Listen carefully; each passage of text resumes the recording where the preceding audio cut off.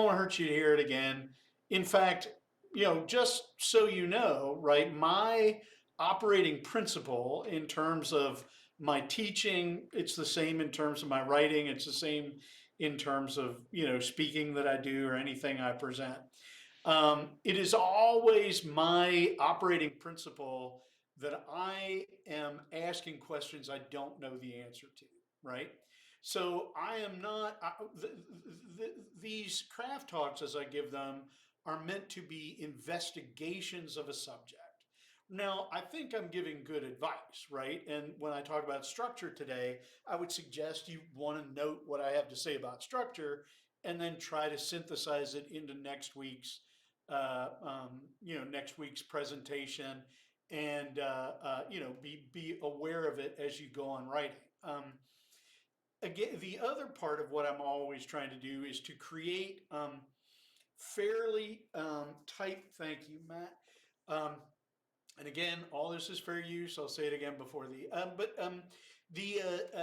what I'm trying to do is um, create tight loops of chemical reward in the brain, basically, right? I'm trying to create virtuous cycles, things that you can accomplish in one fairly easy sitting.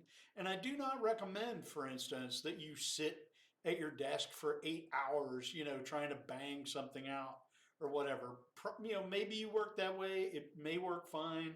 It has worked fine for me in the past, but I would suggest that you begin to write in, say 50-minute cycles, and do as many of those as you want, but write in a 50-minute cycle and have some reward for yourself in the writing, in those 50 minutes, right? So that you've given yourself a little burst of dopamine, you've finished what you're doing, you have something completed, and then, and you go away and you come back to it. Right. So everything I'm talking about in these craft talks is, generally speaking, a fairly compact thing that you can achieve in like one 50-minute sitting. And um, it is, yeah, of course, I'm going to ask you to complete it in less than 50 minutes, today, or at least an outline of it, but the whole thing. And that's just again to build in you a pattern of pleasurable response to your own writing and to the act of your writing, right? Because it's, as far as I can tell, it's the only thing that keeps people coming back. And if you develop a kind of like homework mentality and a kind of cramming mentality while you're in the academy, you're in trouble, because most of you aren't going to stay academic. And a lot of writers who, for instance, people who come to campus, people who talk about, their, writing experience, stuff like that, they're often professors. And cramming continues to work in the academy. But as a lifestyle outside of academia, it tends not to work, right? And so you want to build systems that are robust enough to survive outside the academy. And one way to do that is to understand a little bit about brain chemistry and to understand how pleasing a completion is, right? So we're going to talk about scene, because scene, you can't conceive of a whole novel, right? You don't have enough RAM in your brain um, to think about um, the whole structure of a book you're writing. And in fact, you probably don't really have enough RAM to think about a whole chapter, although maybe you do, depending on how long your chapters are. And sometimes scenes are chapters. Like, I love novels that are written, where each scene is a separate chapter. Yeah, and we'll talk about longer structures, but longer structures are always, or I will say close enough to always that I'm just going to say always. And you can find exceptions and go, whoa, what didn't that dumbass know about this? But longer structures are made of shorter structures. And the shortest basic structure in narrative that gives the kind of writerly pleasure of completion that I'm talking about is the scene. And the thing is, if you learn to write a scene, in the way I'm about to describe to you, you can write any narrative form. Yeah, you can write a novel, you can write a story, you can write a play, you can write a screenplay, you can write a game. Yeah, I mean, this is really the basic DNA of storytelling is the scene. And scenes can be longer or shorter, but I'm going to suggest that for the purposes of this course, you think of a scene as maybe 3 pages long, right? And 3 pages in sort of standard word formats, about 1,000 words, right? So between 700 and 1,000 words, okay? And scenes follow, successful scenes, right? Follow very particular structures. They work in a very particular way. Now, we've talked about being agnostic about subject matter. So I'm going to show you subject matter, right? And it's going to look kind of similar, but I want you to divorce yourself as much as you can from the subject matter we're talking about. And this is what you did this earlier with Josh Woods, right?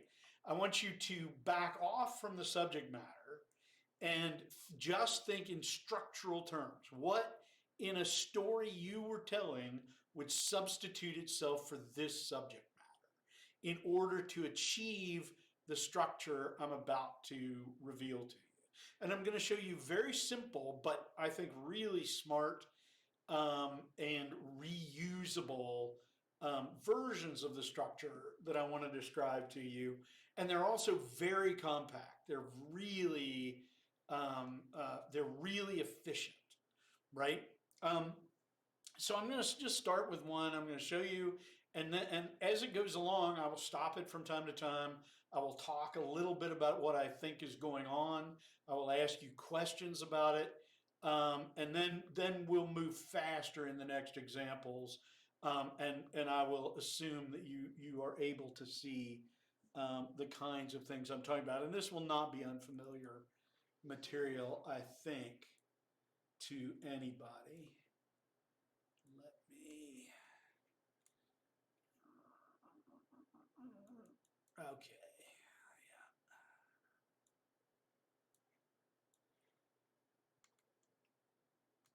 All right. Let me try and make sharing work. Never fun. Okay. Yeah. All right. So is that?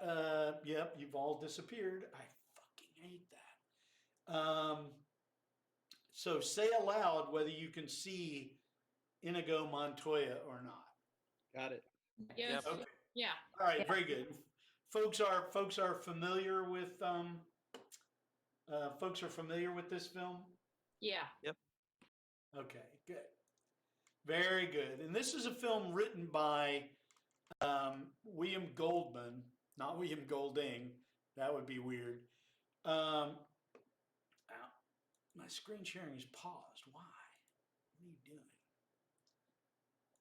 Okay, here we go. All right. Okay, so this is written by William Goldman, who's one of the great storytellers of the 20th century. He was a novelist. He actually wrote the book that this film is based on.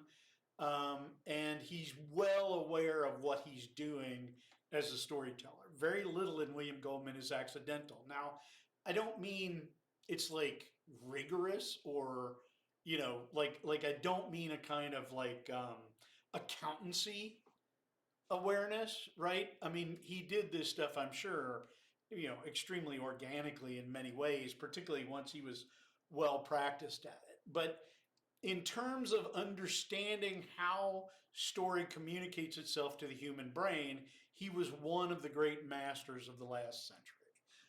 And this film, I think, and the book it's based on are excellent examples of that. Okay, so I'm about to start it. If you don't hear sound or if you can't see the video, please shout because I can see no one. Okay, so look at that face, right? We've now watched, and and I was mistaken when I said this was 3 minutes long. It's less than 2 minutes. But look at that face, okay? So we've now watched Inigo Montoya go through the completely complementary arcs in these two scenes. He has changed across the scenes in complementary ways. And in this scene, he's gone from the brink of death, right? I mean, and this scene essentially picks up where the other scene left off with him at the brink of death, having accepted that he must die. He's been beaten, right? And now he's come to this, yeah. But is this the same face that he had at the beginning of the first scene we watched?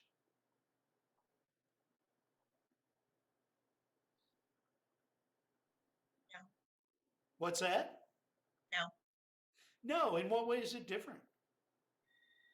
To me, it's wizened because he's been defeated and he's got his vengeance. So it's kind of all tied up with the humility that he got with Dread Pirate Roberts and this vengeance that he sought for so long. So there's kind of almost a contentment and a determination. Um, And determination is right. I mean, look at that face. You don't want to fight somebody whose face looks like that. And so, and he is, and right. So, I mean, he is, yes, at the end of his quest here, and he has triumphed, but it's not at the beginning, right, of the first scene. He was telling jokes, right? He's not telling jokes now. So it might seem, oh, okay, you just have a character who goes down and a character who comes up, and it's going to be really repetitive, and he's always just going to end up where he was before. And, so it's not going to work as a narrative strategy. It works as a narrative strategy if the character does, a complementary arc, but doesn't end up exactly the same place where he was before. At the beginning of the first scene we just watched, right? Inigo Montoya was a boy. He was jesting, right? You seem a decent fellow. I hate to kill you.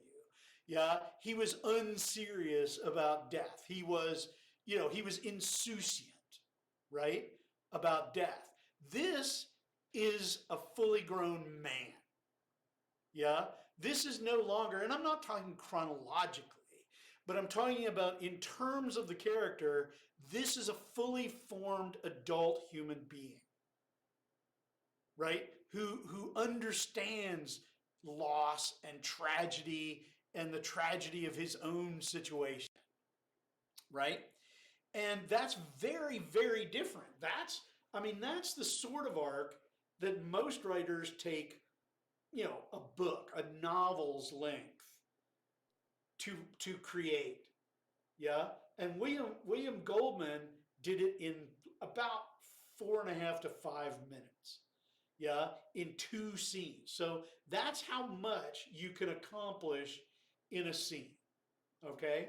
So what I want you to do, for the next half hour or so, yeah, is I want you to conceive of a scene, and it can be a scene from your current work, it can be something you've never done before, whatever. But if it is something from your current work, I want you to really think about it in terms of this structure. Don't just take a scene you had and pretend to, right, figure out how this structure fits it. I want you to outline a scene, right, in along these lines, right? So don't backfill. Don't take a scene and fit this theory to your scene. Make a scene that works this way. And I want you to be very structural about it, very intentional about it. I want you to say, like, minute one, right? The first thing we see of this character. And again, I don't care whether this is going to be a story or a podcast or a film, whatever. Doesn't matter to me. But like, okay, so when we encounter the character, here's how the character stands, right? Here's how the character indicates physically, right, what is inside that character. If you mirror this character, which you will if you see the character, even if you see the character in prose, you will mirror the character, right? So when you mirror that character, what do you feel? And it should be an extreme. right? Remember, your life may not be full of extremes, assuming that you're not Kevin, right? But you may just live a boring life where you don't wear weaponry around your neck or anything like that. But but it needs to be a pretty extreme state that this being is in. And then, as a series of 3 or 4 bullet points, I want you to talk about how the action of the scene develops, and it shouldn't be repetitive. It should change, right? The nature of it should change, the intensity of it should change, but it shouldn't just be an increase in volume where the same action is happening, right? But the volume increases. Like, go back and forth and remember how beautifully balanced that first scene was, right? And how nicely balanced that second scene is, right? There's just been a sword fight that he loses, and then there's a sword fight that he wins. We only watched the second one. Yeah, and it can be a sword fight, but it doesn't have to be, right? It can be people drinking chamomile tea. That's fine. So then, okay, so give me 3 or 4 bullet points from the beginning in which you state the action, right? The change in the action, and you show me through the character's posture, expression, or whatever the character does, you show me in a way that I can mirror how the action has changed the character or the character's understanding of the situation. And then the final bullet point is the scene ends. And another problem you all have or tend to have is you tend to start writing well before the start of a scene, right? And you don't need to do that in this. Start right at the beginning of the scene. Don't ramp up into the scene. Don't get into the scene. Start in medias res. The scene begins and end on action, right? Don't write past the end of the scene. Don't give us the denouement of the scene. Don't give us an explanation of the scene. Just give us that final image, which in that first scene we saw is Inigo Montoya on his knees, his eyes to heaven, saying, "Kill me quickly," right? And that's the end of your scene. So you'll have the opening of your scene, 3 or 4 bullet points that are action and the effect of the action on the character, not as an explanation, right, but as an experience. And do that for 3 or 4 bullet points, and then show me that final moment in which the character is utterly changed from how the character began. And it doesn't have to be from confidence to despair, right? It doesn't have to be any particular, it just has to be one state to another state, right? It can be from excited to calm. Yeah. It can be from angry to, loving or laughing, right? It can be from happy and laughing to enraged.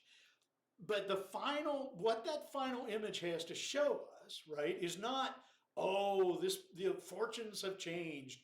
Things have gone bad for Rodney, right? What that final image shows is, oh, it's not that things have changed. It's that what was the truth at the beginning of this scene has been revealed to the character through the actions, right? Actions have created revelations to the character, and at the end of the scene, the character finally actually understands what the state of play was at the beginning of the scene, right? Every story is movement from innocence to experience. Every story, and at every level of the story, it's a movement from innocence to experience, right? At the beginning of that first scene, Inigo Montoya was innocent of the fact that he couldn't beat the Dread Pirate Roberts. That the Dread Pirate Roberts is perhaps the one person in the world who can beat Inigo Montoya. It's not that, at the beginning it's just kind of undecided, and then through better swordsmanship or whatever, the Dread Pirate Roberts beats Inigo. But if it had been a different day, or if he'd had a different kind of lunch, maybe he would have won. He was fated, right, to lose that fight. That was already decided before they ever faced out. Now, if we've seen the film, we know that. But if we haven't seen the film, we don't know that, and neither does Inigo Montoya. So for both of us, It's a journey from innocence to experience that first time. You know you've got a good scene when we can go from in that journey from innocence to experience with the character, and we're intrigued by the scene and we like it, and we can read the scene again and not go through that journey from innocence to experience with the character. We are beyond the character. We know what the character does not know. We know what the revelation is going to be at the end of the scene, and it's still a good scene, right? And I think that's very true of what happens in Princess Bride. I think it's an infinitely rewatchable film, right? The first time you saw it, it was like, what's going to happen? Will they escape from the rabbits of unusual size or whatever they are, right? But now we know, like, oh, it's all going to turn out fine. It's still a moving experience, right? Because it's so physicalized and so specific, and because the action is so well indicative of the revelations that are taking place. Does what I'm asking for make sense?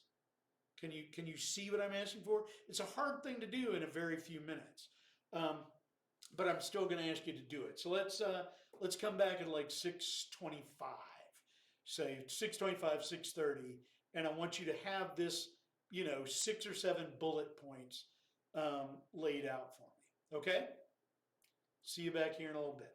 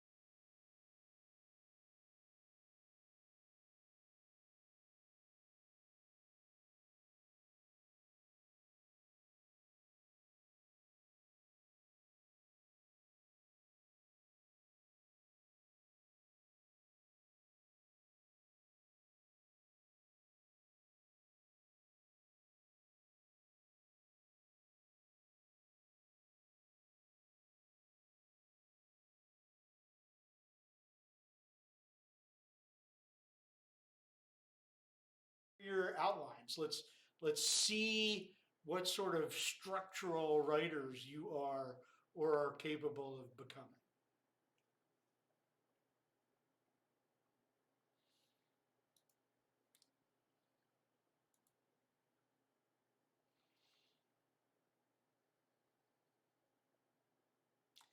I have chosen you. Oh, are you muted? I don't hear you. Hello? Very, very quiet. Hello. Maybe it's just me. Here, I'll try to do. Yeah, you're gonna have to really shout. You're gonna have to scream. Is this better? No. I mean, Oh God. a little bit, but you're really hard to hear.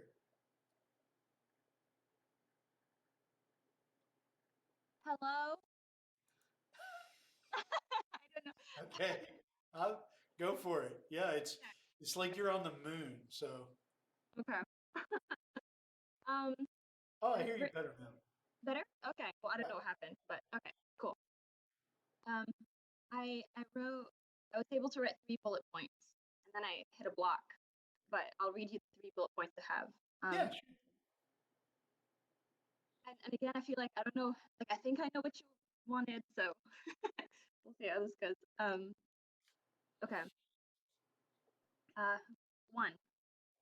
Cricket is standing in his apartment doorway across from his alien friend. One of her sharp blue tentacles is sticking out the side of his torso. 2. Blood starts oozing out his wound and Cricket loses balance. Alien holds him up with 2 of her other tentacles. Tears start forming in his eyes. He feels betrayed. Alien is already crying. She puts their foreheads together and apologizes to Cricket. 3. With the little strength he has left, Cricket begins to helplessly attempt to push Alien away from him. That's what I have so far. okay. No, good. That's, I mean, in half an hour, that's, Yeah, fine. that's what I've got. So, No, you're good. Anything that has an alien in it is better than something that doesn't have an alien in it. So I'm down with that. It's also my rule for robots. Like anything bad is better with a robot in it is better than something bad without a robot in it. And same for aliens. Like if you realize what you're writing sucks, toss in a robot, and it'll guaranteed be better.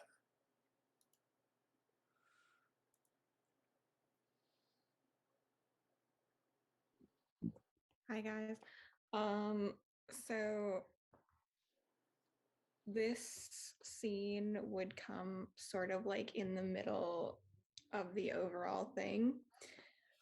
So one of the characters, his name is Oz, used to have wings and they were ripped off his body in a fight.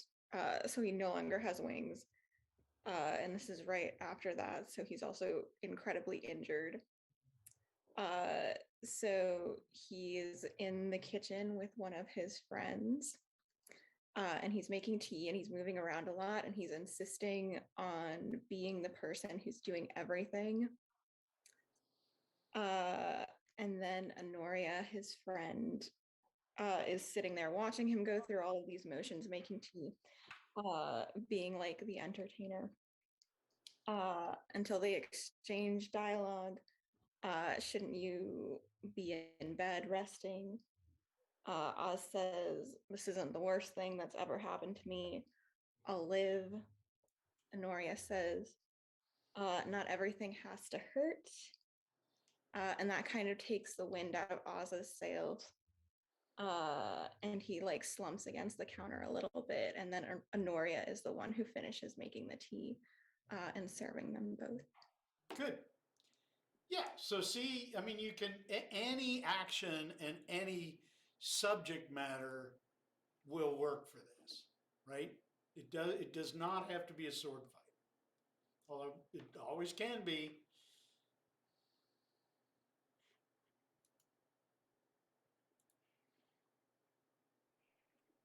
Hey. So I tried a couple scenes and I just wrote them. just as prose. So I'll just read one. Don saunters into the room, taking a fat pull on his cigar, then tossing the butt onto the carpet as he exhales thick blue smoke. He burps, and his eyes flick over the figures on the couch. Say something, I dare you. The other men are dead silent, like they aren't even breathing. His fingers flip expertly through the first of several stacks of cash on the coffee table. The couch starts to shake, a low growl issuing from the center of the cushions. It unfolds, and Don's eyes widen as he takes a step backwards. Then he's turning, fumbling wildly for the doorknob as the growl becomes a roar. The couch lunges forward on its haunches, revealing row after row of fangs, the bodies attached to it swinging dumbly like mannequins as it pins Don to the floor. His fingernails scrabble over the cushions as polyester stuffing chokes his scream. Okay, good.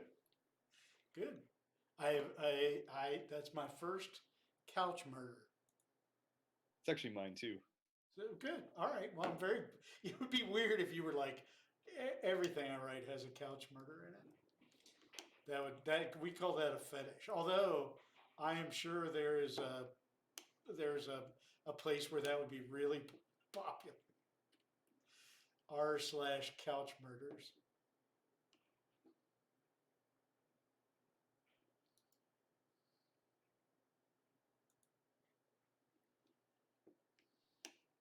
Okay. So mine starts at a coffee house. A young woman with stiff posture, eyes darting, walks up to the owner woman at the counter. The owner woman is leaning on the counter, smiling. She says hello, and she offers the young woman some food. Would you like some food? Young woman says no, just trying to be polite, and she holds up her hand and shakes her head. The owner woman says, "Are you sure? I'm just now eating," and then she goes into the kitchen. The young woman says, "Yes, I'm sure," and sits on a stool. Owner woman says, "Are you really sure? I'm having a tomato mayo sandwich." She has the makings with her and puts it on the counter. The young woman recoils and says, "Yes, I'm sure. That sounds gross." She shudders, scowls, but watches the owner woman in her tight jeans and glinting smile. The owner woman says, "Well, you're missing out." Young woman watches as the owner woman takes the bread out, spreads the white cream on the bread, cuts slices of gleaming, juicy tomatoes, and dusts the top of it all with salt, closes the bread, cuts it in half, and the bread squishes together and bounces back. The owner woman looks at the young woman dead in the eye while taking a slow bite of sandwich, silently holds up the other half to the young woman and says, "You sure?" Young woman can't resist. She wonders, could it be? She takes a bite, tastes the bright tomato, its tart juice with the creamy tomato accented and offset by the salt. It's amazing. She cracks a smile. The two slouch into the stools at the counter, shoulders hunched over plates, chewing, breathing, and smiling. Good.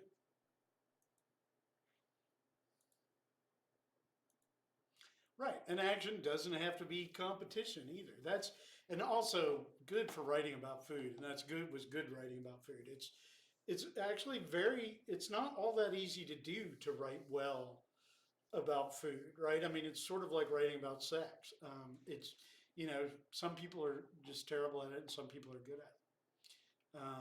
But yeah, it's Hemingway. I always think of Hemingway for food. Who else writes well about food? I mean, not like a food writer, but food within fiction. Tolkien does a great job of That's that. just what I was gonna say. Yeah. Yeah. Well, in Tolkien's characters, the arc for Tolkien's characters is very frequently from hunger to satiation or from satiation to hunger, or from being prepared to being stripped of all their preparation. Like he spends a lot of time kidding people with things and then accounting for where all the things in their kits were lost or stolen or used. And that's a budget, right? And we'll talk about budgets, one of these evenings. But right, once we know somebody has something, or a number of somethings, we keep track of how many of them they use, and it's just a really easy way of creating narrative momentum. Right, is give somebody $1,000 and then just tell us how much they spend, and we'll keep track of it. Particularly if we know they have to have a certain amount of money for some powerful thing later on. So start to think about budgets.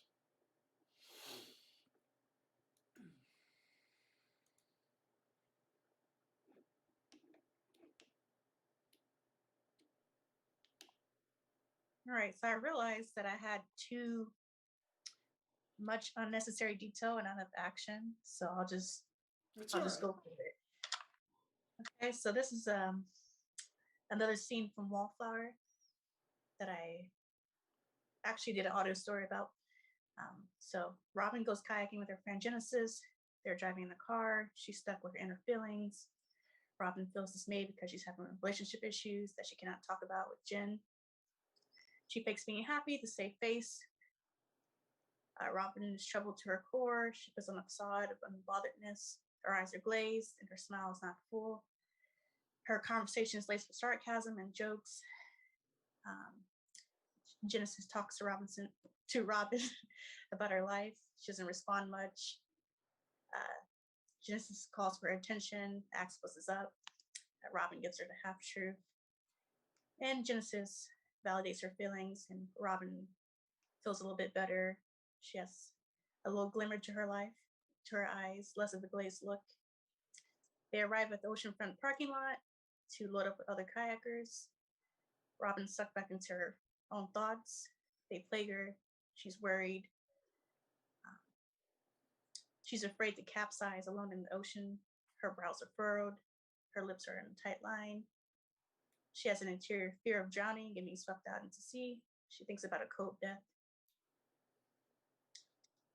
Her mouth is wide and open as salt water splashes her face. She's heaving as she battles against the currents. She capsizes and gets pulled down by an unidentified source. She sees a partially decomposed body of a cashier named Cheyenne, a woman she met a couple months ago. Robin can't make it to the top for air. She's tangled in bull kelp. Her eyes are peeled, her chest is on fire. She grabs for the bull kelp that she's entangled in. The last thing she sees are the empty pits Cheyenne had for eyes. Great.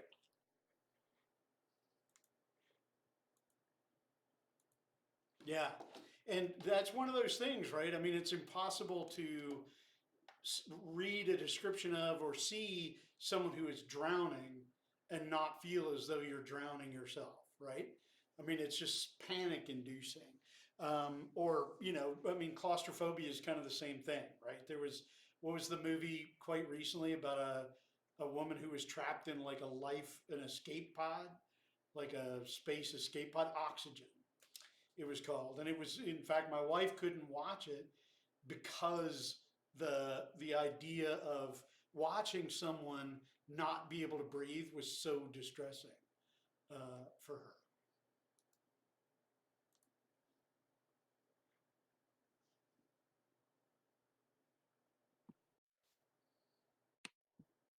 Okay, so I have a young law associate, like a first year big LA firm. She's stoked. She has her first big project with partner, Rainmaker. She feels nervous, inexperienced, feels, you know, ready though, been up all night writing this thing. So this is like the first scene. Then she goes in to meet at the guy. He's come in to read this thing. He looks in a good mood, kidding around. Are we going to win? There's only one right answer, of course. Would you bet your career on it? What career she thinks. She nods. She feels really green. He puts his hand out for the brief, starts reading it, flips the page. He's not looking happy. This is bullshit, he says. He starts cussing her out. She's never actually been cussed out by a full-grown man. She's stoic. She nods. She doesn't mention she's been up all night. She just offers she's going to jump right on this. Everything. She's all in. She's committed. He just throws the draft across the desk. Pages fall all over everywhere. He starts talking in a loud voice. She goes on to take notes, but then he realizes he's not even talking to her. He's talking to someone out in the hall. To add to the misery, she realizes everybody out there hears the reading out she just got. He still doesn't say anything to her. She's paralyzed. What's she supposed to do? People are going in and out. A paralegal comes in and kind of shoves his face down into hers and just kind of mouths, just leave. She walks out. They bring in another lawyer, some more associates. She tries to be blasé, but her knees are actually weak. Sensing blood in the water, some office temps make some snarky comments as she walks down the hall. She flees down the elevator and out onto the sun-blasted streets. Hey, beautiful, someone yells. She keeps walking because she's not beautiful, and no one says that to her. The person catches up. It's a homeless person. She looks at our protagonist in her nice suit that the partner's wife went with her to get. It's the 80s, and there aren't that many women in suits on the streets of LA. Who are you? The homeless woman says. And our protagonist looks at her. I'm a lawyer.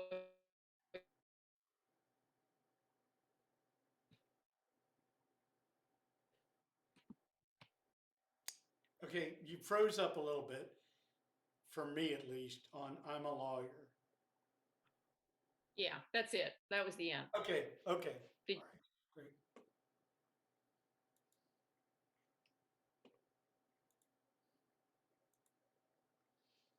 Good. That's, and again, it's just one of those, right? Being yelled at in front of other people. Yeah, it's really hard to take, even if it kind of doesn't matter, right? Good. You all identify good, like, human weaknesses. Yeah, those things that we feel worried about. That's a really good thing for a writer to be able to do.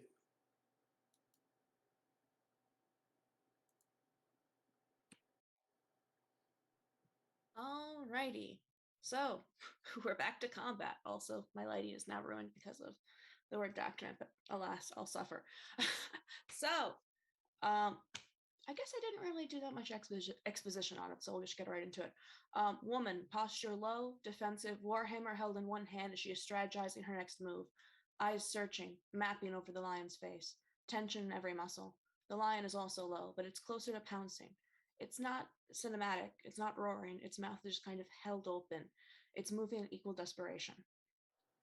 Lion leaps forward, woman lunges aside, lands hard on arm and hip, but she can kind of sweep it back into a defensive stance. Armor takes some of the impact. Lion turns, snarling. Its jaw slammed hard by the head of the hammer. It's a haymaker swing, and the angle is bad. The jaw doesn't come off, but it is brutal, cracking.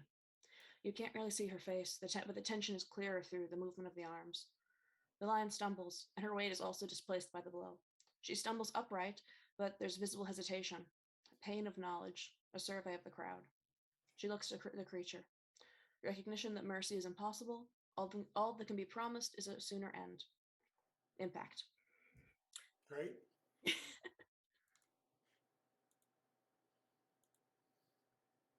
Ouch. But see, that's the thing. A good scene will exist outside of its context, right? If you create something that people read and they're like, I just don't get it, right? There's no human connection.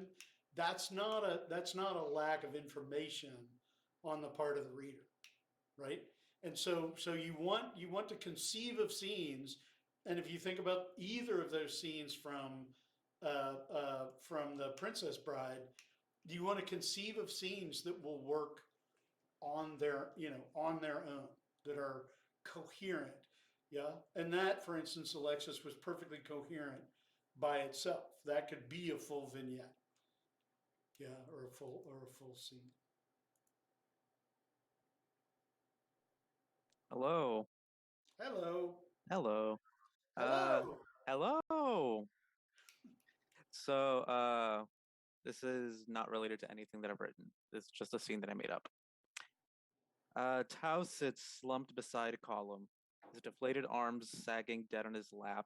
A syringe lies flat across his palms, his thumb on the plunger, waiting for the right moment to shoot. Chris walks in, but Tao doesn't move.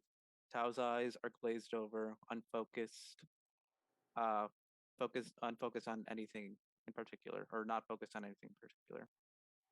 Again, I can't believe this. Chris marches forward to his friend, staring straight down at him, his hands tightening as he gets closer. You know how long I've been looking for you, and this is how I find you? In some dingy corner downtown? Tao finally faces his friend. His eyebrows scrunched and his eyes peeled as if he's trying to look at something far away. I didn't ask you to look for me. It's either I find you or the cops do. Tao rolls his eyes and faces away from him. Chris draws nearer. He crouches down on his knees and plants his hand on Tao's shoulder. Tao moves his head away and rebuffs his friend's hand. Look, let's go home, all right? We can talk about this later. I think I'm good, thanks. Chris gets back up and jabs the air around Tao. I don't know why I expected more out of you. You know, I really thought you had a chance. You're just some doped out piece of shit. Tao sets the needle down, slowly rises to his feet, using the column for support, and walks away from Chris, not looking back. Whatever. Chris follows Tao with his fists clenched. Once Tao reaches his friend, he again plants his hand on his shoulder. Don't you walk away from me. Don't you run away from this. Tao spins around and, eyes wide, contracts the space between them. You think you're so much better than me, don't you? Now that you're clean and have a wife and kids, huh? You think I can just forget what you left behind? You're fucking disgusting, man. Chris slowly walks backwards as his friend continues to advance. Tao's finger prods at Chris's chest with every syllable. Why don't you do what you always do and just fucking leave me alone? With his hand in his pockets, Tao marches away from Chris.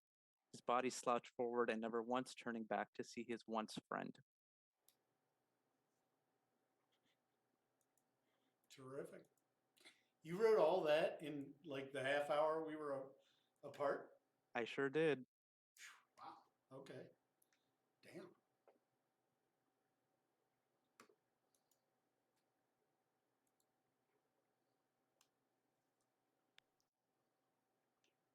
As she approached the clinic doors, her feet moved almost as quickly as her heart was pounding. The gentle whoosh of the automatic doors signaling she was crossing a barrier, almost as if into another dimension. Her breathing came faster. Now both heart and breath matched pace as her feet stood in front of the nurse's station, as if encased in cement. The nurse instructs her to take a seat in the waiting room, and as she takes her seat, she attempts to slow her heart and breathing, with her mind dictating both. As they begin to slow, her name is announced. On the short walk to the office, her moment's reprieve was lost. Her mind is in control of both heart and breath, and she is not in control of her mind, let alone the other two. Her bodily movements have slowed, while the other pieces of her race out of control, leaving her in a fog. She sits in his office, awaiting his presence, awaiting his assessments and pronouncements. She hears the knock on the door, tasting lead and temples throbbing, and the doctor walks in, does his cursory exam, and like that, it's over. But never like that. It's always like this. Always everything pounding and adrenaline taking over.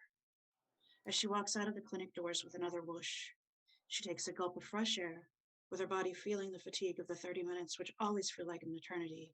She collapses with exhaustion into the passenger seat and closes her eyes.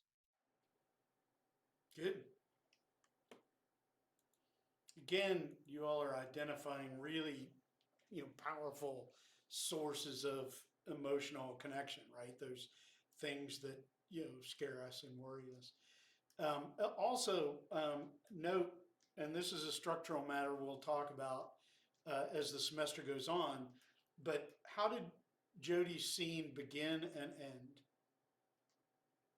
What was the repeated action that started the scene and ended the scene? Do you remember?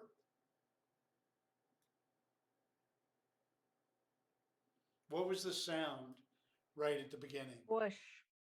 What was the whoosh? Crossing the threshold. Yes, exactly. Clearly someone who's been in my classes before, but thresholds are a really big deal just for humans generally, right? Like your brain chemistry changes as you cross the threshold from one room to another, as you enter a building, right? It literally, your brain, without any conscious thought at all, and a lot of what we're talking about is unconscious ways, right? Or sort of subconscious or subliminal or pre cognition, ways to get at the human experience, right? Because if you write an intellectual story, or a story that operates only at the intellectual level or primarily at the intellectual level, we'll resist it. And we can resist things pretty successfully cognitively. Particularly smart people can, but nobody can get around the things that happen before their brain can get engaged, right? In the same way that when you see a snake, you just find yourself across the room or across the yard, right? And you can't remember moving or deciding to move or even recognizing that it was a snake or whatever it is that bothers you, right? But snakes in particular are built into our our physiology, yeah. And so you don't get to think, oh, it's a snake. Snakes are dangerous. I don't like snakes. I shall therefore take action and move away from the snake. That would be cognition. By the time you're thinking that kind of stuff, you're 20 feet away and you don't remember moving. And that's what we want to inculcate into our storytelling is we want to be able to get in before the intellect can begin to resist what we're doing. And you all show good instincts for that. But doors and thresholds, crossing thresholds, going inside, going outside, we understand those as powerful state changes. Or it's not even that we understand them, we experience them as powerful state changes. Hey, Matt, do you want to go? Or are you, I know you've been under the weather. Are you even there, Matt? Maybe you're not even there. Oh, okay. Great. Whoops. Okay, that is kind of what I yeah that's all I was asking. See, I do that, man. I come in under your radar. You people are mad at me and they don't even know why. Okay, yeah.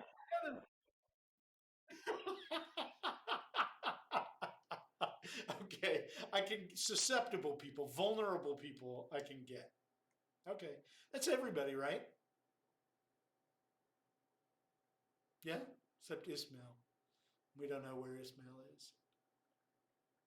No, it really is. COVID brain fog is a real thing. And anybody who does not cut other people a break for COVID brain fog is a jerk because there's just, you cannot get around it. All right, here we go.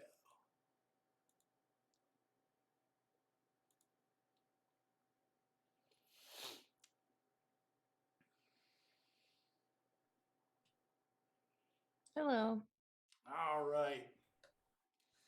My dogs of war have entered the room. Oh Welcome boy. back. Thank you. My myrmidons. That's me. Yes. Now I can just sit back and watch the bloodshed. Oh geez. Not too much of a setup. I saw a TikTok that was like, I could never be in the army. What if they made us run and my stomach hurt? I saw that one. Yep. Did you Pretty read much. the comments for it? Yes. Oh my god, so funny. Yes, Sergeant, I threw up. I threw up. Yeah. Yep. Pretty much sums it up for me. And I'm going to use my newfound ability Mm-hmm. to add people to the spotlight. Let's see. There we go. Using Zoom. All right, but I'm getting better at it. But I still don't like it as much as Discord. Well, welcome. How have you been, the two of you, in the week since we saw you? Well, we recorded an episode we finished about 2 hours ago. So we're seeing a lot of each other today. Mm-hmm. What's the title of the episode? Something There's gonna gross. be so much to choose from, and fisting is Okay. in there. It's high in the list. What was the title of the one you just posted a couple of days ago? It's a downer. It's a downer. Yeah, it's a downer. Yeah. Yeah. Now you all are. I like your titles, and they sort of tell a story. Like you could understand this podcast just from reading the list of titles. Do you have a list of your titles that is easy to access? Can you? On Anchor, yeah. On the app, I think I can pull it up pretty quick. Yeah, it's a downer, satanic hairball. Snitches get ghosts. Please don't rip my dick off. I think that was one of the first ones I ever listened to. Was Please Don't Rip My Dick Off. That's a good one. It's about the Oh, yeah. gunpowder plot. Yeah, So funny. they're your titles do a good job of conveying your subject matter. Now, have you decided whether you're going to boycott Spotify in solidarity with old people whose music you've probably never heard? No, you've heard Neil Young. I know who Neil Young is, first of Okay. all. Yeah. Well, but but probably not. What's her guy? Joni Mitchell. Do you know Joni Mitchell? Yeah, I know Joni Mitchell. Okay. What? It's not we- a reflection on your moral standing if you don't know. I agree. Are we gonna boycott Spotify? No, because that's 45% of our listeners. Well, yeah. I mean, an Anchor is a Spotify. Is a Spotify company. So Yeah. you'd have to figure out some whole other way of of hosting and distributing your podcast. Also, if Joe Rogan is the issue here, then isn't it anti-feminist to remove our work? Like, I'm sure. I mean, you would have to say, what am I going to say? Like, you're not a good enough feminist, Sarah. well, because then we're allowing Joe Rogan to dictate what we. I think what you should do is challenge Joe Rogan to come on your podcast. I will fight Joe Rogan to the death. Live on podcast. Okay, In a that Denny's would be parking interesting lot. because literally he would kill you. Yes. But so it would just be like a pay-per-view snuff. but it would be a great episode. I Our agree. last episode. Would you? No, then- Would you do color commentary, Liz? She would. Yes. And then Liz, you have to then host the podcast with Joe Rogan. Oh no, I'm never gonna get a word in. With the killer, the killer of your friend Right. for the rest of time. To be like, yeah, Joe. Okay, Joe. Have you seen? He comes in with Sarah's blood on his hand. Have you seen the TikTok account of the guy who creates interactions with himself and Joe Rogan? Like he No, I haven't. There's Oh a my guy I God. like who does that with movie scenes and stuff. yeah. Where he's like, it's sort of like he lives with a whole bunch of celebrities and they're slobs and stuff, and he's like, why are you always leaving your shit in the sink? Yeah, the Joe Rogan one is so funny. There's one where he's Okay. explaining Shrek, the movie Shrek, to Joe. It's so good. I I could will not find stop laughing. I will find that good. Maybe I'll do a podcast where I'm explaining stuff to you all. Oh wait. Well, we were gonna do that. You were gonna make us watch old movies. Oh yeah. I actually think that's it. We should do that. That would be a good one, or at least like scenes from old movies or something like that. With no context. Yeah, zero context. And then I you'd think be we like could actually just call it zero context. zero context. And then we have to guess the plot of the rest of the movie. No, what happened before? What's going to happen afterward? That's a great podcast. and requires very minimal prep. Very minimal prep. No. I mean, I'm already prepped for it. Like I actually have stuff on my computer right now. So okay, well let's do that. I'm Sounds down. good. I'm ready to go. Okay. Well, maybe we should notice that there are other people in the room. Oh, But you can tell I'm really glad to see you all. Like I say, it's like the old days. It makes me feel young again. yep. Okay, so remind them what it was they were to do and then make them do it. What were they supposed to do? Do you remember? You made an assignment. It was only a I week. know. Podcast. Yeah. The kind of pilot pitch. Yeah. A pilot / pitch for a podcast. Show us what you So, got. Yeah, let's hear them. Okay. I'm not exactly sure how to do this since it's just an audio file. If I just start You can playing, share it. do I have to do share screen first? Yeah, you have to share screen, but we'll just look at whatever the app is. Okay. Let's see. Share sound. Share. And I think it's this one.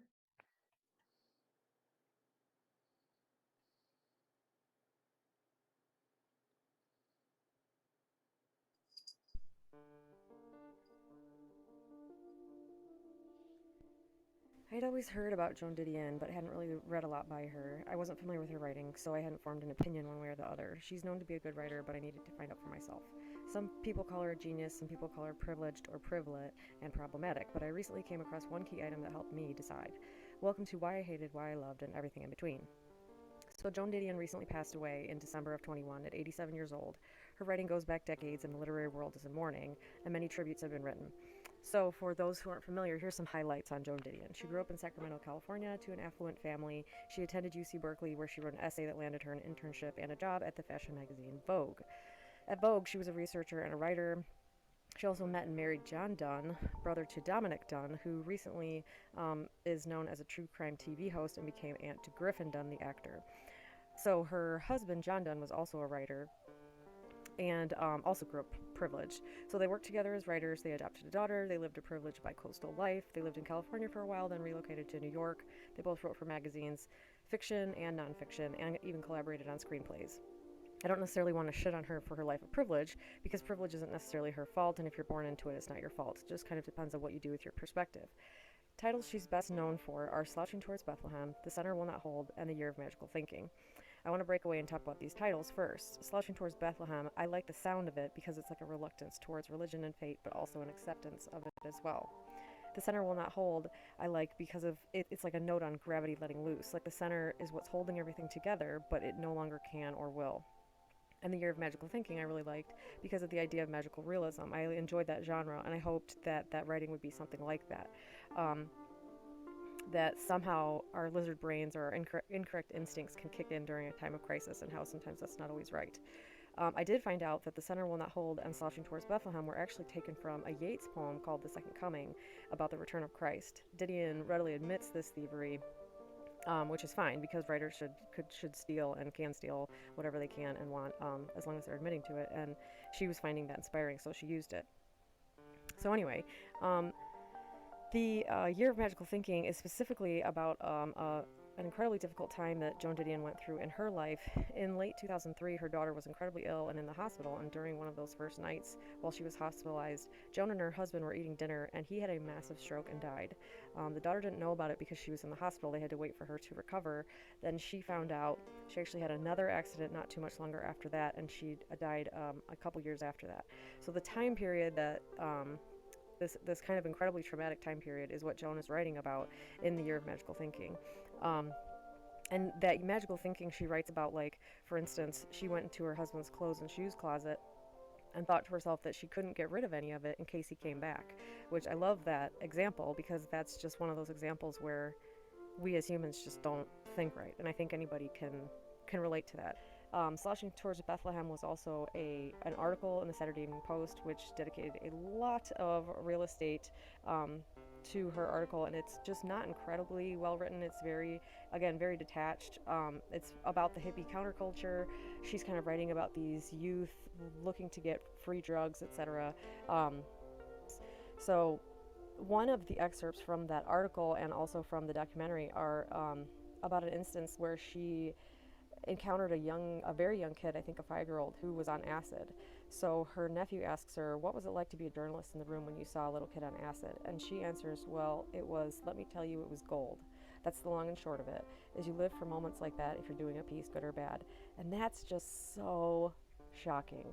I kind of get what she's saying, is because this is going to be a nugget in her piece that's going to shock people, but the fact that she didn't seem terrified or say anything about her concern for the welfare of this kid is just, I mean, it's just shocking in itself. So anyway, that brings me to the fence I'm on, is whether her writing is good or not. Some of it is good. It just depends. I tried to figure out, does it depend on the medium? Does it depend on if it's article or book length? Does it depend on the time period or the subject matter? And I know that you don't necessarily have to be a good person to be a good writer, and maybe that's part of it. And I also don't necessarily believe in cancel culture. So I think someone can write or say something that's dumb, and they shouldn't necessarily be canceled or forgotten about. So then my husband mentions, did you know that Joan Didion said about the movie Patch of Blue that it was a modest effort? And that stopped me in my tracks, and I was like, what? So then I had to look into that.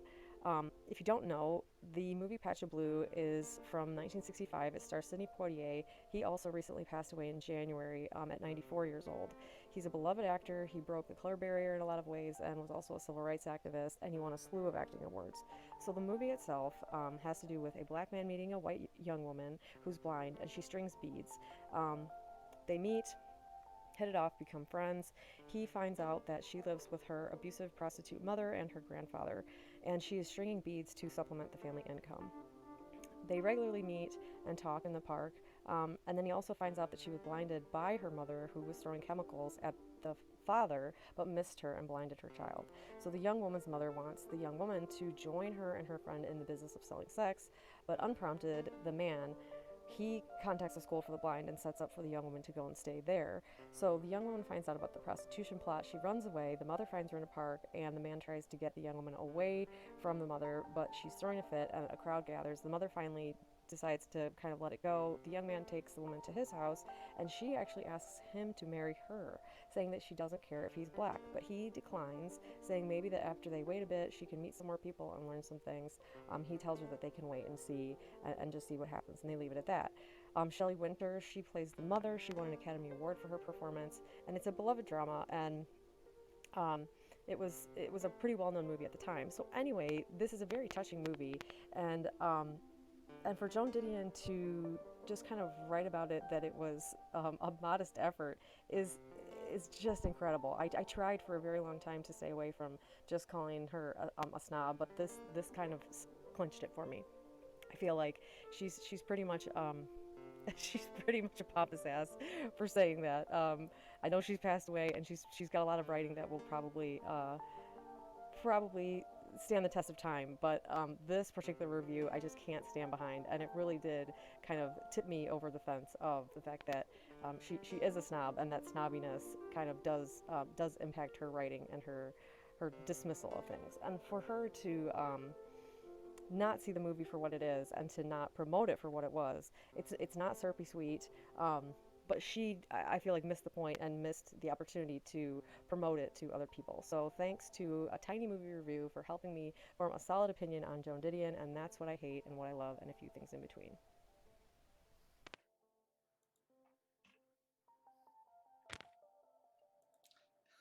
I think the music is too much like Riders on the Storm. Oh, That's what I was thinking of. sure. For the boom, boom, Yeah. you know. It was free. It was free, so I grabbed it. We would always sing that whenever we would go to Riders on the Road. Riders on the Road. Could never get it out of my head. So is that your title? What I love, what I hate, and some things in between. I think so. That's a good title, I think.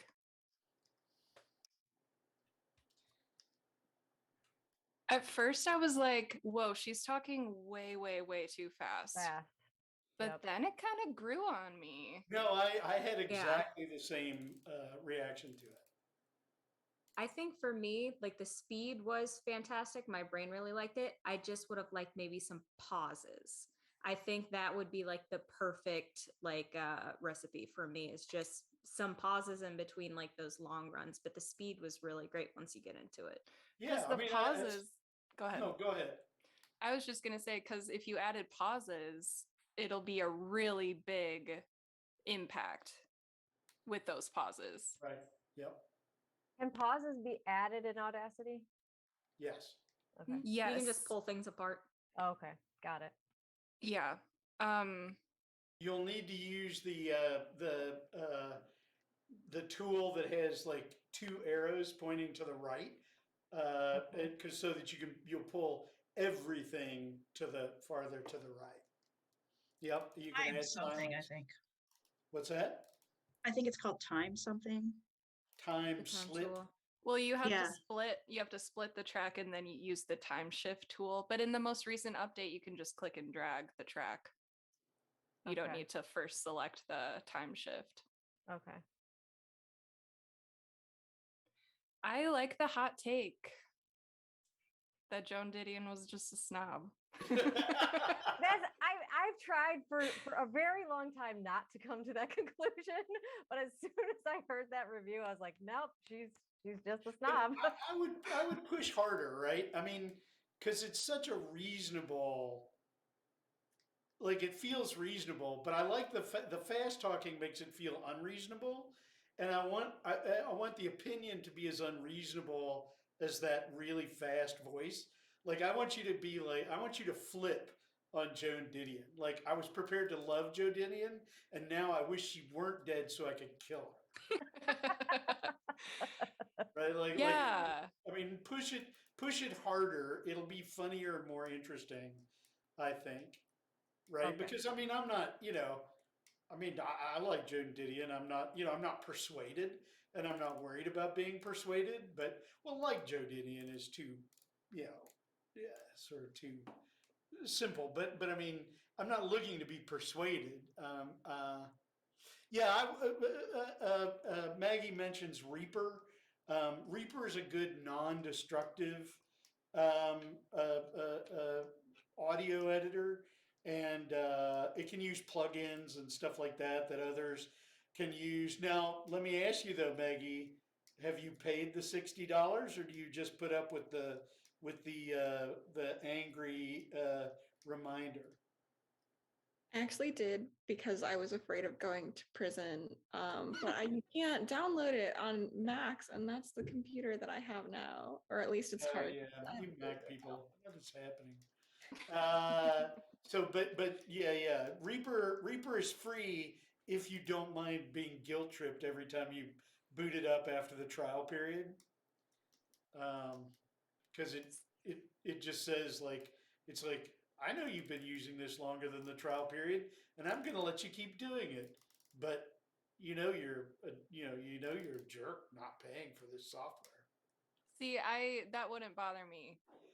Okay, well, Because great. I experience guilt and shame every single day of my life. Yeah, well, you're Catholic. So Yeah, exactly. You're inured to stuff like I'm that. immune. It's fine. Okay. Just push it down. Push it down. I'm not Catholic, but boy, that was my old childhood. Yeah. It was like, you're experiencing emotion. What's wrong with you? Shove it down. Yeah, get out of here. Yeah. What I liked most about that podcast is that towards the end, I really felt like it was my friend just like spilling the tea. Right. Mhm. Yes.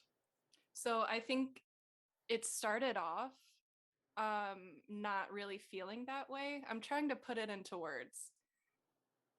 Almost like it felt like you were taking yourself a little seriously at the beginning.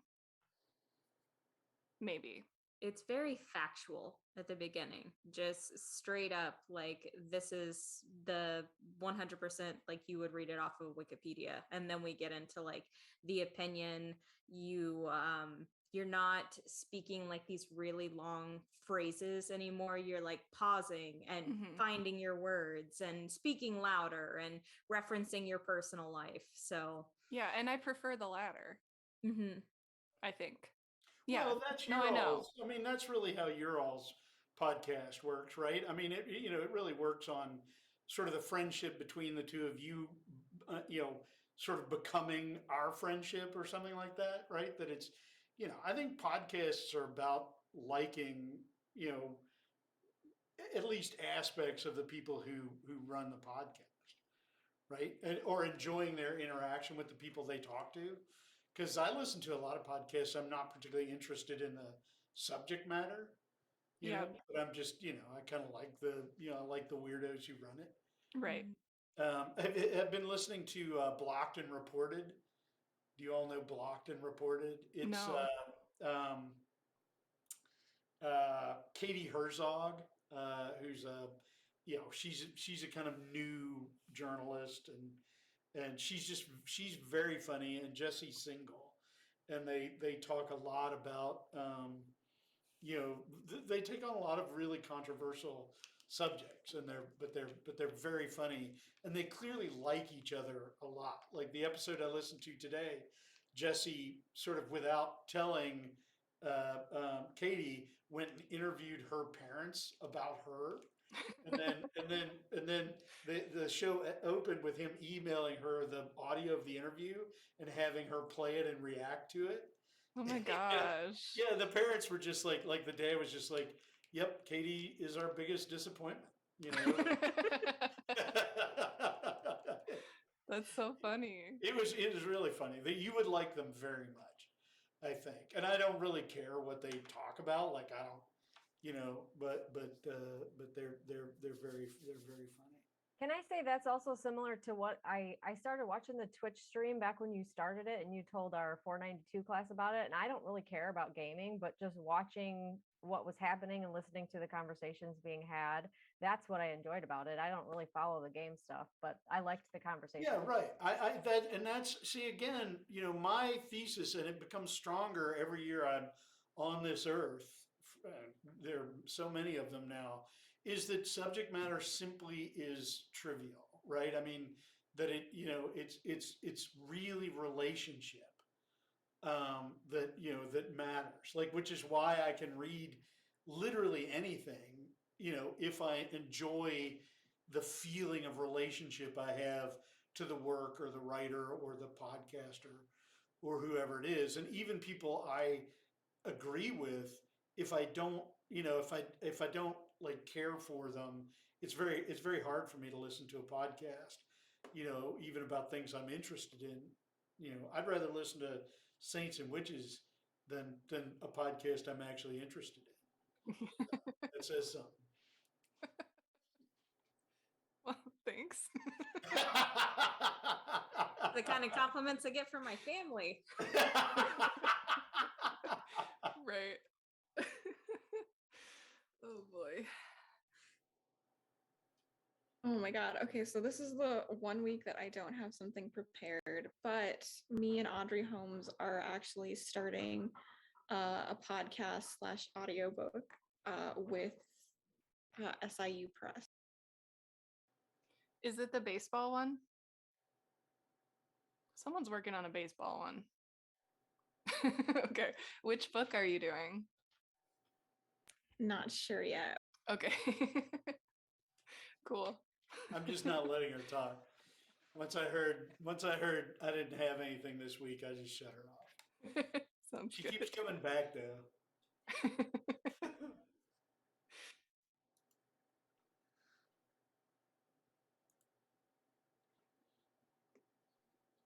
I love everybody when they end up like, because I've started just picking people rather than waiting for them to volunteer, and it's always like they've just seen themselves on the jumbotron at Like a jump scare. Right. It's so scary. So I'm in a semi-similar boat where I kept poking with mine. I do have a script, but so mine kind of raised an ethical question midway through that I didn't end up resolving. So it's not recorded, and I'm hesitant to do a read through now. So yeah, I was gonna kind of yeah, thank you. Okay. I've been demoted. Wait, I'm good with what's that. the I've heard ethical enough. question? I've heard enough. What's the ethical question? Okay, so my whole thing was I was going to talk about like weird things in antique stores, and I started developing that into using them as like a narrative thing, or I have like weird objects too, but also I'm interested in like photographs of people, because there's something about like the persistence of memory, and in terms of like that being something that you can kind of purchase and a form of preservation, or it's like, what if using them as some kind of basis for characters? Then I'm like, actually, using dead folks as characters feels unethical. And I kind of kept toying with that of like, what level of memory is correct? To what sense do we have ownership over this? And the question essentially was meant to be that like we don't, but also I still felt kind of iffy being like, can I develop this? And I'm like, no, like I'm still interested in the idea of like regarding antique objects and past lives of them, but doing it so literally as to like to apply that to like old photos as well. That's kind of where I was like, maybe. Isn't that book, what is it, like Miss Peregrine's School for Unattractive Kind Girls? of, yeah. Maybe a little more subtle than that I was hoping, but yeah. Yeah. There was also one of the ladies that was part of the grad school reading. What was that? What is that? It's not Little Grassy. There's the grad school. Are you talking about Maria? Yeah, she did the whole the book gala, off right? Of, yeah. old photographs. Yep. Yeah, Ghosts of what? What is that book It's called? like ghostographs or something. Yeah, and that was really well done. Mm-hmm. Yeah, I think there's ways that you can definitely do it perfectly respectfully. Yeah. I skew towards like horror and camp, so I'm like, can I do this respectfully is more the question. I mean, if you're talking about like antique photos you would find in a random store, those people are dead. I mean, yeah, and right, it's just a photo. Their family obviously doesn't people care. have no legal rights. They They can't do a thing to you, nor can their families. Right, so. their family has given up the right to that by giving their possessions away. Yes. Sure. That's kind of what, like, yeah, that's kind of the mentality I started with. Then I kind of, as I kept going, I'm like, I don't overthink it. Yeah, still, I'm loyal to My it. generation is soft. My generation is just like, well, whatever. They're dead. Fuck them. I mean, yeah, pretty much, essentially. I would say the same thing. But they will come and haunt you, and they will fuck up your mental Look at my room. I am perfectly. Yeah, you're good to go. Okay, you're done. That's actually a good point, though, that Catherine made. What? I would love the attention if I were a ghost and someone found my picture. I'd be like, hell yeah. You seriously are going to come back and haunt people. I can't wait. Sure she most does. of the people I know, you are 100% most likely to be a ghost. That means a lot. Thank you. Yeah. All right, I knew I was going to be next. Can you guys hear me all right? Yep. How did you know that? I just knew. Yeah, you can just feel it. Yes. So my podcast idea, I'm Dejane, by the way. My podcast idea is basically just prose, just an audio story of my prose, but like an alternative version of it. Not like word for word, but a drama story, if you will. Mm-hmm. Just a disclaimer, it has been a few years since I've worked with audio, so my levels might be a little hot, but that's all right. It's okay. So share my screen. I've never shared my screen before. Oh, wow. That sounds like it should be way more dramatic and emotional than it is. I've never shared my screen with anybody. But you. Yes. Okay. Here we go.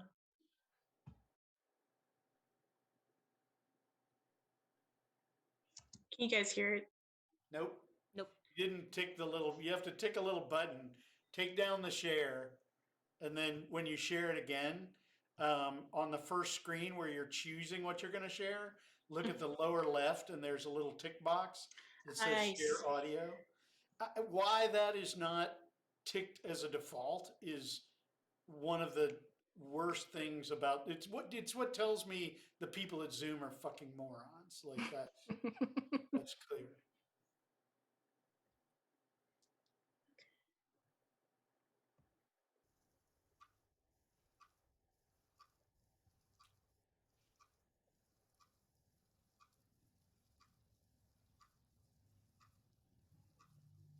I read from my notes that you've been having flashbacks in your dreams. So tell me about this reoccurring dream you're having. I thought we moved past this. Bring your volume up a little.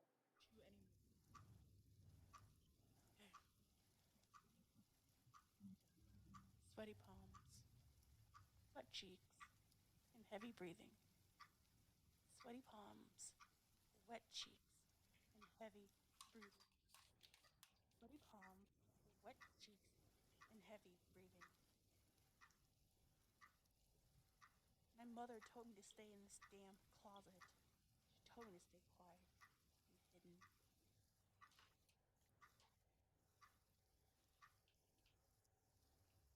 Shame on you. I deserve better lies than that. Damn it, Rin. I'm tired of your bull. I'm not lying, don't you see? This is our destiny. Now come here. Get the hell away from me, Francis. Please. Shut up. Shut the hell up. Our father doesn't like a begging bitch. You know that, Rin. Don't you see, Rin? This is our destiny. To fly with the birds and dive into the blood-red sea. To be loyal. Servants will never be free. Shut up. Darkness shall consume us. Righteous pleads of mercy are overdue.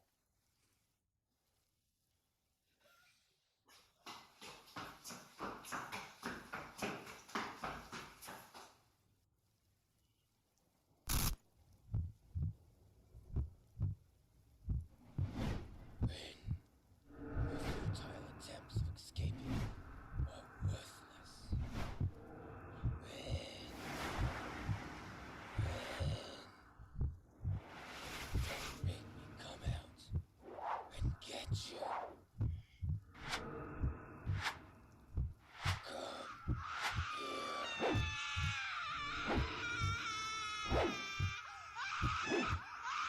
See, Rin, this is our destiny.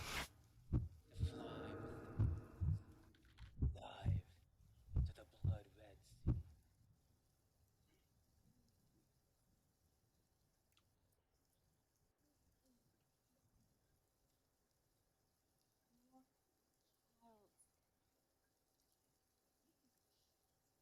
Oh. Wow, son of a bitch. Please take this offering of blood. We will never be servants to the false god. Show us the way to nurture our dark side within. Therefore, we can live in a world where it's just sin. Oh, baby. Don't cry. Shh. I love you, my sweet. Don't you see? I'm doing what's best for our family.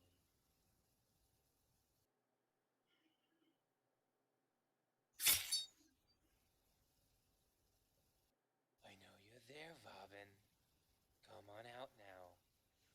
It's okay, my child.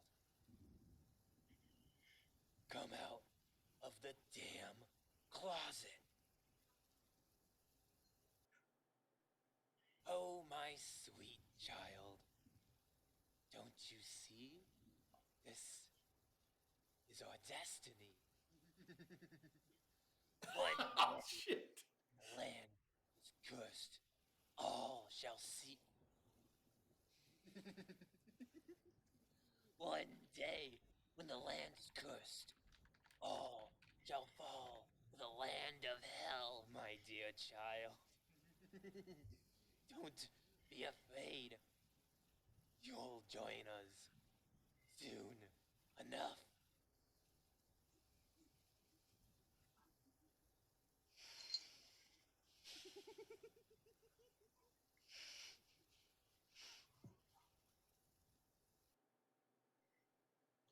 Until then, please eat this flower. I know you will.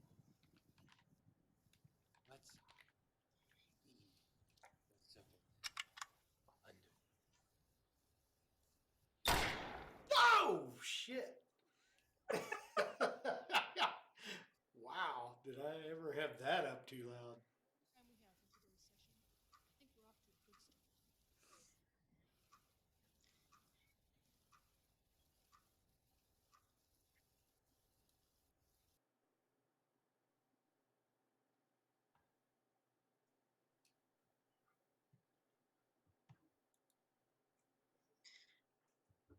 That was awesome. That was very creepy. Greg's laugh. Can't say I'm a fan. Yeah. I like the section where Greg is going on, and the other voice is like, "Shut up, shut the fuck up, shut up." I'm like, I am down. Like that. I thought it would be cool to get Greg's character. I'm sorry, I don't know what his name is in the story. I'm just thinking of him as Greg. Can we get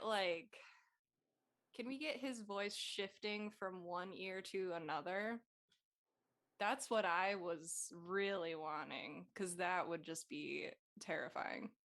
Well, and Bryce mentioned Ambio Orbit, and is Ambio Orbit the Facebook ambisonics? Because Facebook has a really good ambisonics toolkit that's free. Oh, is Ambio Orbit free? Yeah, that's the one. Pinckney, you turned me onto it last year. And Dejeuner, if you want to look at it sometime, I'm happy to show you. It's you can automate it so it actually moves both, panning left and right, but you can also do like up and down and like 360, kind of like a clock. I've been doing that by hand. I could have just used a plugin. Yeah, it's amazing and it's free. Oh my we god. make everything too hard, Sarah. I know. We really do. That's amazing. I'm going to download that like tonight. Well, but it's a plugin. Is it a plugin that requires a DAW? I think so. Yeah, so you'll probably have to download like God damn it, we were talking about it like 3 minutes ago. Reaper, thank you. Jesus. And ignore it's dunning you for money. That's fine. Because you can't use plugins in Audacity. You can use some. Oh, can you? Okay. Yeah. I've downloaded a bunch. It's kind of a weird process, but it works. Okay. I found when we were doing the Locker 13 musical, I found like an auto-tune plugin. When we were doing we were not in an key. old-time radio. Yeah.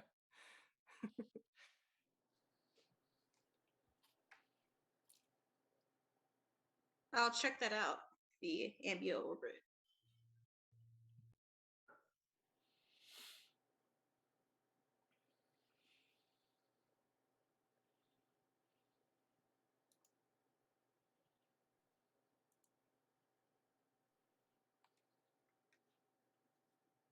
Right. So me and Bryce did a podcast together. Our podcast is regarding bad. Thank you.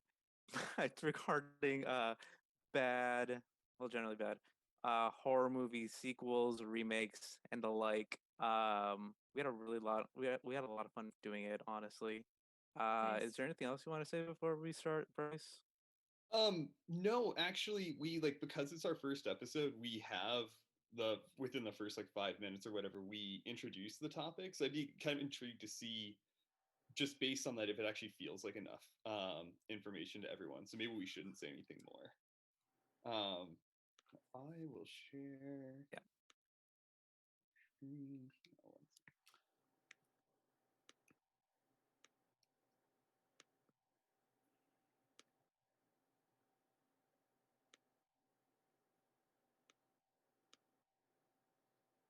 All right.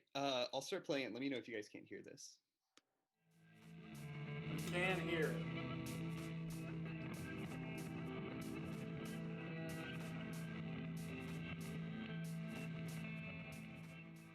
Well, hey folks, and welcome to the first ever episode of Return to the Telepodcast, a show about terrible horror movie sequels. My name is Bryce Patterson, and I'm... Shit, did it just freeze? Although it's weird, because when you started talking, I assumed it was the podcast. Oh, God damn it. I was like, wow, this is so meta. Did it just freeze? What's happening? It'd be great if the podcast was just Bryce talking to his own recorded voice. Fuck you, Bryce. No, fuck you, Bryce. I'm gonna kill you, Bryce. It's less Um, likely to freeze if you download it and play it from your like Windows media player or whatever. Oh yeah. Let me see. All right, I gotta stop sharing. All right. Yeah, I spent it's like I don't know, we had probably an hour of Kevin and I talking, so I put a bunch of time into editing it. So I was like, my God, if this broke.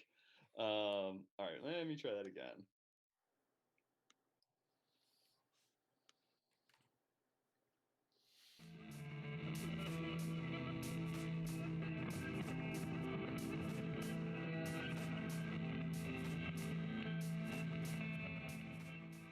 Well, hey folks, and welcome to the first ever episode of Return to the Telepodcast, a show about terrible horror movie sequels. My name is Bryce Patterson, and I'm joined by my dear friend and co-host Kevin Serrano Echeverria. Oh, How are you Hey, doing, hey. Kevin? I'm doing well, thanks. I'm surprised you pronounced my last name correctly. Well, yeah. Well, we're on air, Kevin. We're professionals making a podcast. Yeah. Cool. So basically, here's the name of the game, listeners. Each episode of this show is going to look at a really like an iconic horror film that has a famously shitty sequel. And so the goal is to look at the original film and figure out what's fundamental to this. Why was this successful, and why do we still love it today? And then we're going to look at the ways that the sequel totally missed the point of that. And then at the end of each episode, Kevin and I are going to pitch each other ideas for stories that could have been told instead. Yeah. So can you remind me, like, what's our deal? How do you and I know each other? Kevin does. So our deal is we know each other because we both go to SIU. We're in the same MFA program. We pretty much started to like get to know each other last year and a half ish. Not really the first year because of the pandemic, which no one had time to socialize with. But we're in the same MFA class. Yeah, so Kevin and I are both fiction students. So we're both writers and storytellers, and we're both huge horror fans, which is kind of where this podcast comes from. So Kevin, to start us off, what are just a couple of horror movies that you really love?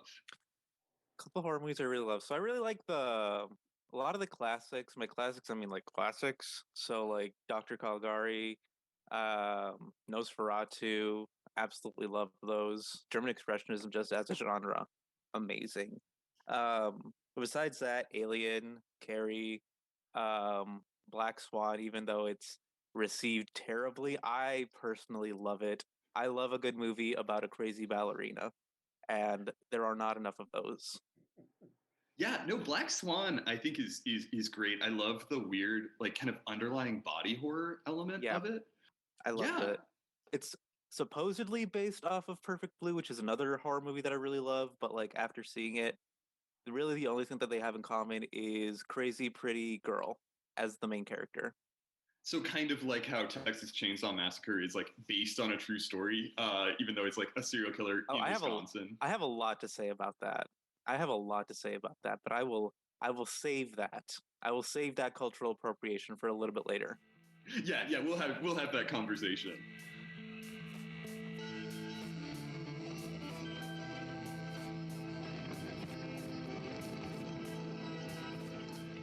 So on the docket this week, we're going to take a look at Tobe Hooper's 1974 classic, The Texas Chainsaw.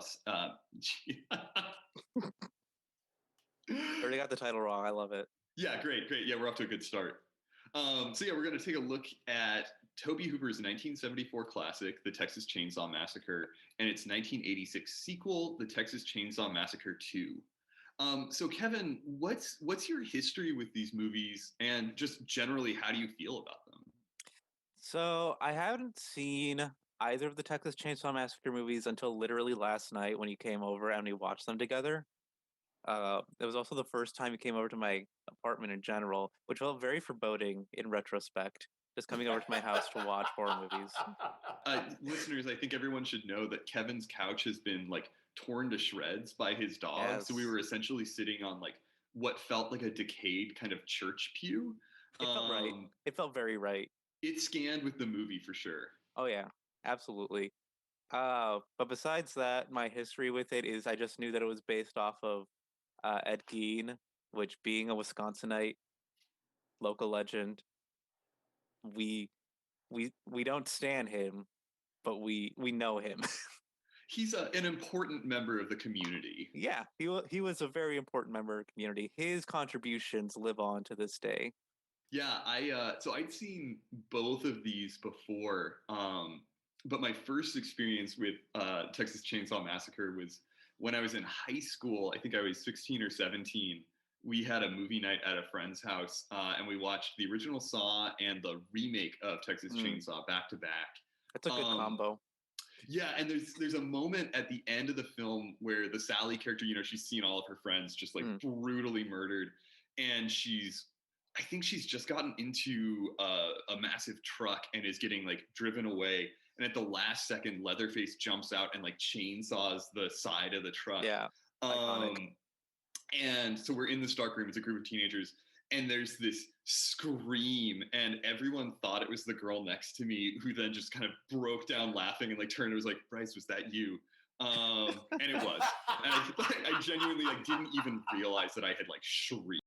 Okay, well, I could actually keep listening, but we need, since I want to get to more folks. But yeah, so I think we've heard enough for our judges to render judgment. That was so fun. I loved it, and I love the intimate details of the couch, the inner world. It felt like you guys were my friends. Mm-hmm. I really liked it. You should Are keep making it. Are we not your friends? Oh, I guess. I mean, I think you are now. So yeah. No, I liked about every part of that, and I could have kept listening to the entire thing. So. Yeah. Agreed. Now, are you gonna run out of material? We have, I mean, like a good number, and we sort of talk about it at the end of the episode, but we wanted to kind of start with, famously shitty sequels, because that gives us Texas Chainsaw, Halloween, Nightmare on Elm Street, like the really big franchises. But then one thing we've considered is also looking at just films that we love that might never get sequels, and talking about, so like Annihilation is one of my all-time favorite films, which totally bombed, and I don't think will ever go anywhere. But right, yeah, so it's also the first book of a trilogy of books. I mean, I think everybody, right, thought it was gonna go somewhere. So I mean, I think between us, and also adding in remakes, we talked about like there's that was kind of my question was, yeah, are you going to run out, and can you add in remakes? Because and reboots and stuff like Carrie, right, unnecessary reboots. I have a lot to say about the Carrie reboot. Okay, good. I see. I want to listen to every episode of this. This actually, I mean, all of these should happen. If anybody is thinking of this as practice, stop thinking of it that way and start figuring out how you're going to do and sustain your podcast. But no, this is, you should have, this should be up and running and well established before you leave this program. Yeah, that's absolutely the plan. Good. Just out of interest, so I when I was cutting it, I spent a lot of time digging around with those first like 5 minutes, because there was a lot of just kind of chatter between Kevin and I. Did it feel like we kind of got to the point quickly enough to folks, or like? Yeah. Yes. No, the chatter's what I like. And I like that all we hear Kevin say for a while is, yeah. You're like, oh, wait a second. This is just a guy in his puppet. Right. Or like he's there, but he's got his hand over Kevin's mouth or something. He's like, okay. Yeah. I was actually being forced to record against my will. Yeah, well, I mean, it did have that vibe when you were like, it was the first time I'd ever seen these movies. The first time you came to my apartment. It's the first time I'm sharing my screen. We got a lot of first time stuff going on here. A lot of virgins. Freaking me out. You can say that. I wouldn't.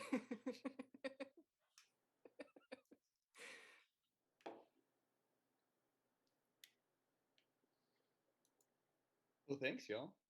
Mm-hmm. Thank you all. You.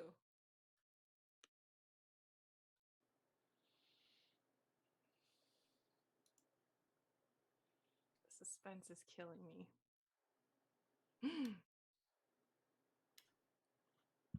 Hello. Hello. I also have not yet recorded this. But I have like things because it's kind of a process. Come back! No, they bring me back. I have things to say. Pinckney just Okay. slingshots them back into the void. I'm gonna pull the trigger, man. I don't, you know. Okay, so I'm someone who gets really curious about like hobbies and certain skills and things over and over again, and I almost always end up trying it, but it always like lasts a couple of weeks or so, and then I just kind of dip. We know about and that We process. know this. Yeah, and so I Sarah's kind of into making ice cream right now, so Hey, that's been a few months now, so I'm proud of you. okay, Thanks. yeah.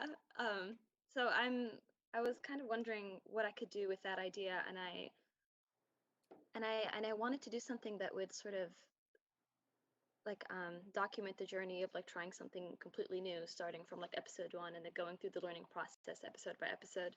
So the idea would be to like focus in on a different skill or hobby or experience like per season, right? And delve deep into it every season, along with like researching it and talking about it, actually like documenting the process and experience step by step. So something that I wanted it to be something that captures like both the joys and like frustrations of learning something new as an adult. So like the trials and errors. And like I think it'd be important to think carefully about what would and wouldn't work to document over a podcast, right? Versus things that would work a lot better, like documented over video, for example. It'd be kind of funny though if you were but- like, "I'm painting a painting." Right, and that's I'm so knitting yeah, right but- now. You can't yeah. see it. Yeah. So, but no, I think partly why I'd like to explore this concept is like my desire to be able to really immerse the listener in whatever it is I end up trying to learn through like language and audio communication alone.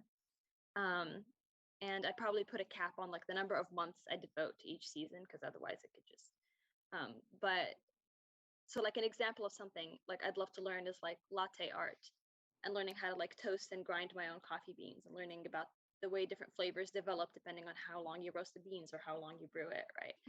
There's an interesting science to it. So like the first part of the episode would be talking about like the research and the materials needed, like the plan of action, and then the second would be the actual process of it and like documenting the process. And I'm imagining that maybe like once or twice per season, I'd want to talk to someone who knows what they're doing. So maybe visit a local coffee shop, right, and talk to a barista there. So like one episode could be devoted to that kind of thing or something along those lines. So that's kind of why I didn't know how to like do the first episode or like start it up yet, because I wasn't quite sure what I wanted to start the first season with, or surgery. Surgery. Yeah, Yeah, right in the middle of the season, I'll talk to somebody who knows what they're doing. Doc, why do all my patients die horribly? But so that's the idea. But Do you have a title yet? no. You should call it Hyperfixations. Ooh. Yeah. Okay. Yeah, I like. I mean, no pressure. Okay. But like everybody would immediately know like what you're What- referring to. Yeah. I think. Or like everybody sort of like online would Yeah. know what you're referring to, which if they're listening to podcasts, they are online. So I think that's a great idea. I think the idea of asking an expert is really good. Well, but I like Yeah. not asking the expert until you're A well little later into on. it. Yeah, I think You know, I the think that's woodworking so season, funny. you're like, hey, Yeah. my hands look funny. Like, yeah. Yeah, it could be one of those things where like, I try to be independent about it and see how it goes the first half, and then like try to bring in somebody who knows what they're doing the second Right. half or something Episode like that. 2, well, that didn't work. Yeah, right. Like, Yeah. yeah. No, I think that's a great idea. Okay, that's Oh great. yeah, that would get an audience. I don't think there's any question that would get an audience. And think about doing these as video as well, right? And you could just simul post them on YouTube. You don't they can just be audio, but it's you will want to post them on YouTube in any case. And we can get Josh Woods back to talk about the process of doing that. Yeah, so you might think about that as well.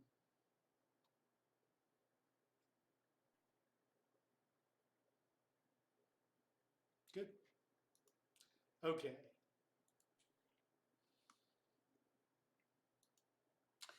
I know I told you all you could leave at 8, but can you stay a little longer? Sure. I have nowhere to be. Apparently, neither do any of us. I expect that out of grad students. Yeah.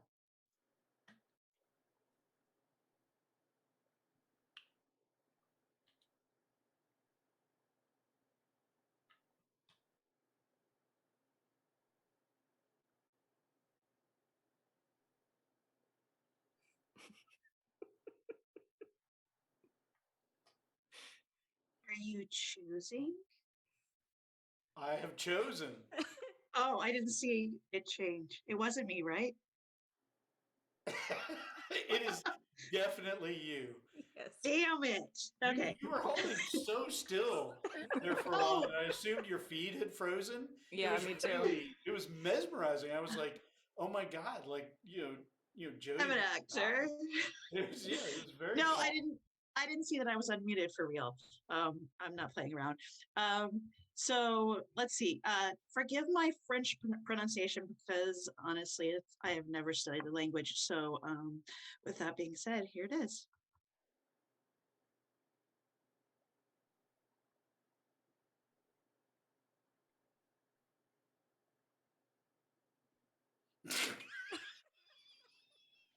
This is my favorite podcast ever. I guess it's just going to be Jody just sitting there silent and not moving. Are we supposed to be hearing something, Jody? Hold on. Technical difficulties. That's what we could call I've the gathered. podcast. Technical difficulties. It could just be like it's always just fucked up. There's no picture. Sometimes there's no sound. Sometimes it's the camera's just somewhere else. For real, my kid got COVID over the weekend. Asymptomatic, thank God. But I am just like in this fog of like, how do I do shit anymore? Yeah. I like the whole, I don't know how to speak French. I'm hoping that the podcast is just you speaking Trying to speak French.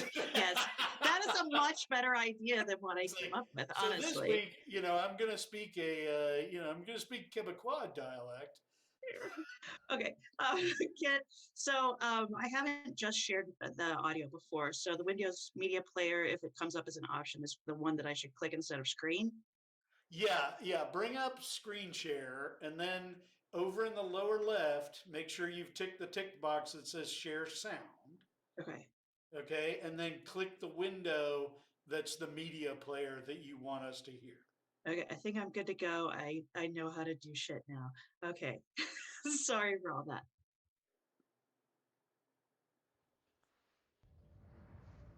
Hello, and welcome to Podcasting, Mentoring Through History, Reimagining History, an entirely student-produced podcast.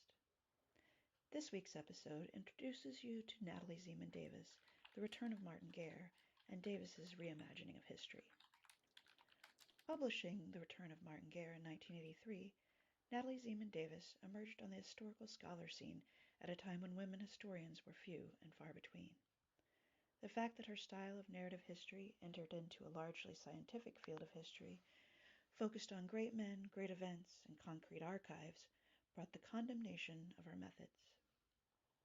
Davis described The Return of Martin Guerre as a book which grew out of a historian's adventure with a different way of telling about the past. What I offer you here is in part my invention, but held tightly in check by the voices of the past. This historical narrative reimagines not one, but two Martin Guerres, the trial which sought to uncover which of the two was the true Martin Guerre, and the motives of the impostor. What lies at the heart of Davis's work, however, is the story of Bertrand de Rolles, a French peasant woman and wife of Guerre. The story and the trial of the two Martin Guerres has been passed down in French lore since the 16th century. Her works rely heavily on the court documents and earlier writing by those involved in the trial. But even without the rich reimagining, this story presents like a modern-day soap opera or telenovela.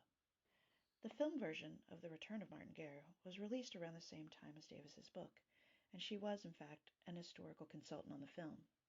10 years later, in 1993, an American version was released, Summersby, and updated to the American Civil War era, and starring Richard Gere and Jodie Foster. These reimaginings continue to center around the character of the wife, what she knew and when she knew it, why she might have kept Guerre's secrets, and the trial which had the potential to bring about her death. Here I offer my own reimagining and narrative through the thoughts of Bertrand, the night this Martin Guerre entered her bed. Who is this man? Do I even care? Martin, the Martin from before, never offered me pleasure in the marriage bed. By the time he crawled off me, the few times he was able to even reach the stage of climax, he was snoring before his head even reached the pillow. This Martin, the one who carefully considered every element of my pleasure, and even now cradles me in his arms, quiet breath nuzzling my cheek, this is my Martin, whoever he is. I already love him.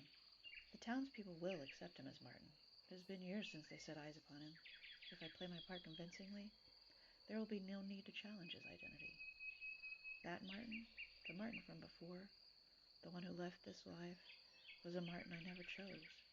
He and the life of a wife were forced on me when I was too young to have a voice, even if I had been afforded a voice, which I wasn't. But this Martin, the one in my bed, I will protect his secret with my life if I must, although surely it would never come to that. I hope and pray that that other Martin stays away, in his grave or in a new life, far away from here. Reimagining history reveals new glimpses of the past and new ways from old voices which have never been heard. Histories have been forcefully silenced, destroyed, and intentionally kept out of school curriculums. Open your eyes to new ways of teaching and learning, and the agency for the marginalized which are brought with it. Join us next week as we reimagine history through the eyes of Rebecca Hall with her graphic novel Wake, The Hidden History of Women-Led Slave Revolts.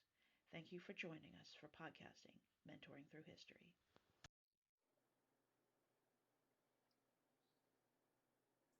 I feel like I didn't 100% get it when you pitched it, and now I do.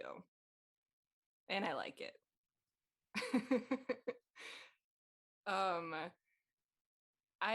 The only thing I was so excited when the sound effects kicked in. I was like, yes, this is what I was waiting for. I was so glad about that. I maybe wanted a little bit more transition-y kind of stuff, just a tiny bit, just to prepare me for the beginning of going into the past and then the ending where you're like, here's our thesis statement for the show or whatever. Yeah, I agree totally. I originally just did the audio without it because I'd been a little rusty at Audacity. I had struggled with a couple different ideas throughout this whole week, and COVID was making it harder and harder to do, kind of more like what Kevin and Bryce were doing, mixed with kind of what Dejanay was doing. That was like my original thought, because they had this whole shrooms thing that I'd done back in beginning fiction. I wanted to bring Pinckney in, but like every COVID thing, like, popped up and made it impossible. So like I was puzzling. So it didn't just end up as audio like this morning, and I just like wrote it, recorded it, tried to remember, took a nap, was like, okay, am I going to be able to put sound effects in? So I was kind of lucky that I did this much, but I agree totally that I really wanted a lot more of those transitions in there. Just to prepare you. Yeah. But in terms of subject matter, it's ready to go. Yep. And your presentation is terrific. Thank you. The fact that I plan to mentor students through this, I really, I wanted to use this opportunity to give them something that is at least an option of what they can do. But I've asked them to tune into all of this because really they can take any of these styles and teach history with them. Man, I want to make shit like this. I'm excited. Sarah, we make enough shit. Stop. I'll do it by myself. I'm down anytime. Like, if you need me, I'm here. Sounds good. I'm always looking for new voice actors. So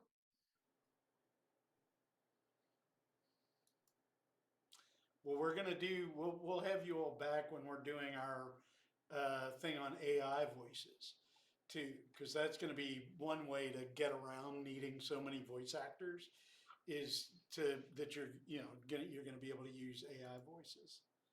So Can't wait. yep. Then AI listeners and really the whole thing can just happen without us. That's fine.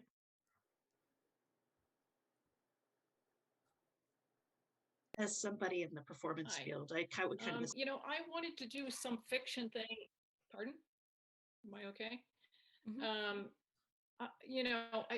I wanted to do some fiction thing, and I just sort of started going further on this thing I did last week for Josh Wood's horror prompt.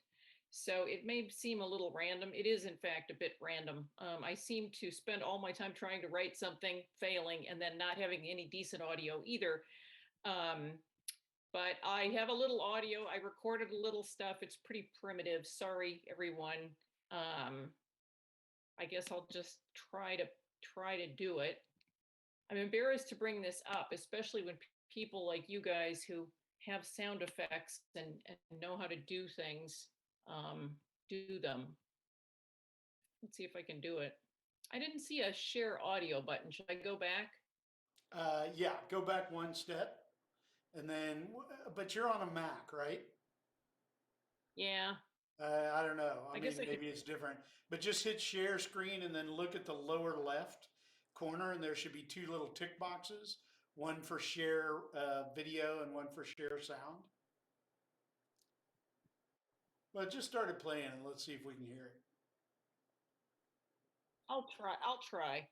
It's embarrassing for you guys to see this when people like Bryce are on here who have these incredible audio setups, but oh well. Yeah, All right, let's see if we can do it. Bryce humiliates people. He's gonna corner No, well, you. he has actually tried to help me. He's actually tried to help me, but I mean, I don't want to take all his time, and he should probably be put on Take all his retainer time. It's not for this like program. the stuff he's doing is, exactly world beating. He can It spare the is. time to help you. It is. All right, now I'm Good for trying you, to Bryce find Babs. where that. Well done. Why is it not? Okay, I have a problem here. Hold on. I'm trying to get it to start. This is embarrassing. Okay, here we go. Was trap hard. Wittersons. Wait, what the hell is Wittersons? It's a dream. I dreamed there was something bad in the apartment. No, something was on in the apartment, but I couldn't find it. The apartment was gigantic. Something that shouldn't be on. I had taken every battery out of everything in the apartment. I piled all the batteries up in front, but something was still on. Shut up, Darcy. God, having to monitor that old 6 days a week, having her in my ear, it's like demonic possession. I wish she'd quit calling me Clark. She probably had a son named Clark. She probably killed him. Welcome back to SigFig, the show for the data tolerant. Dr. Fantod, why do we have massive pods of unsupported old people? Good question. Scientists knew as far back as the early 21st century that people were having fewer children. But few foresaw that, starting in the mid-2020s, the average person of childbearing age would entirely stop having kids. When it came to having kids, the Zoomers, on average, didn't. Those few that did try often failed, due to the widely documented 21st century plunge in sperm counts. Dr. Fantod, can you give us sig figs? 2024, Impetua. That was the toggle point. That year, fertility plunged by 30%. In later years, it just kept dropping. We now have 57.2 over 85s for every under 30. And now we, Gen FU, are responsible for a bumper crop of decrepit childless Zoomers. Why didn't they have kids, Dr. Fantod? Didn't people like babies back in the day? Yes, people liked babies back in the day because they had to. Turning your whole life over to a baby just when it was getting good was a rational response way back when to a rural economy requiring physical labor and characterized by a lack of adequate birth control or decent lifestyle options for women. The bearing of children was a logical artifact of history, like churning butter. I don't know what that is. And why should you? I apologize for referencing this country's sordid history of animal enslavement. My mind is deeply stained with historical reference. Why do we have so darn many old Zoomers anyway? Doesn't it all come down to physical sex? Not really. But can we talk about physical sex? Certainly. After all, physical sex is an important part of history. The golden age of physical sex, as you may have learned in high school, lasted from about 1960 to 2000 or so. It was a perfect storm. Labor-saving devices had been invented, but as yet people had no outlets for their newfound leisure. No VR, no VCs, no games, no Netflix, no Intelove, no internet. There literally was nothing to do for fun, but quote unquote have sex. In cars, in basement rec rooms, locker rooms at physical schools, buses, even outside on the ground. Ew, it sounds tiring and dangerous. But the Zoomers' parents had birth control, right? So why were the Zoomers born? That is a real scientific puzzle. But recent research suggests Zoomers and millennials may have been born in part because of their parents' exposure to now absent olfactory cues. Wait, what? Our bodies secrete thousands of volatile chemicals. These emitted chemicals, it's now thought, were linked to behavioral cues that our conscious minds could not access. Of course, in modern times, we no longer need to be in each other's olfactory presence.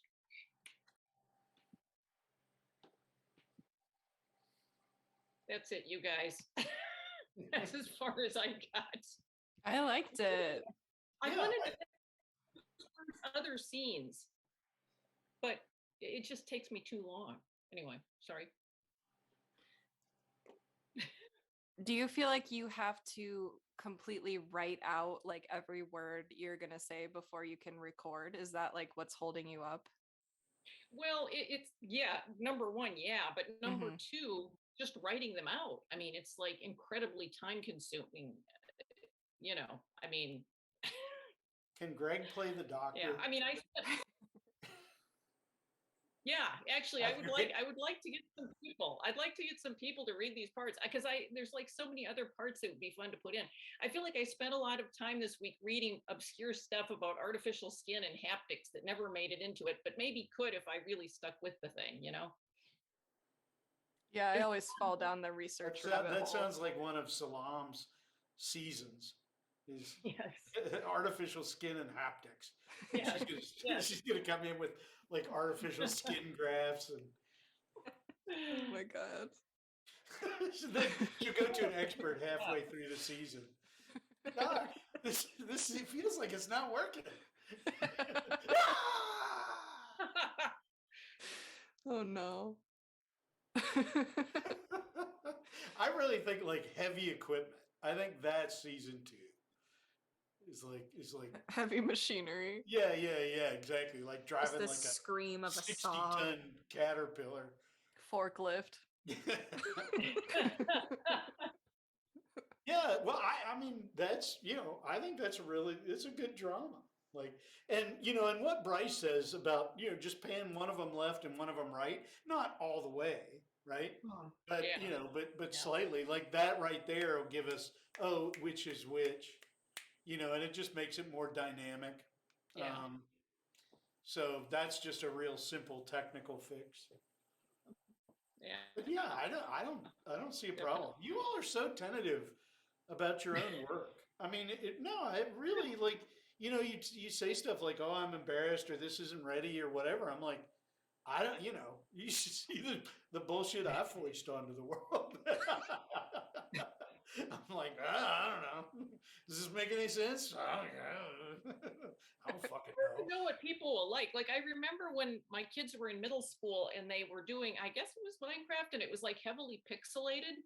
And I remember thinking, wow, my kids like pixelated stuff. And that seems so funny to me, but who knows what? Well, yeah, no, but 8-bit is a huge aesthetic, right? Yeah, I mean, apparently that's so. that's a real aesthetic movement. I mean, it's a very real thing. I mean, you can take there are filters like for Photoshop that will take photographs and pixelate them. You know what I mean? Or Funny. or sort of turn them into like Minecraft uh, visuals.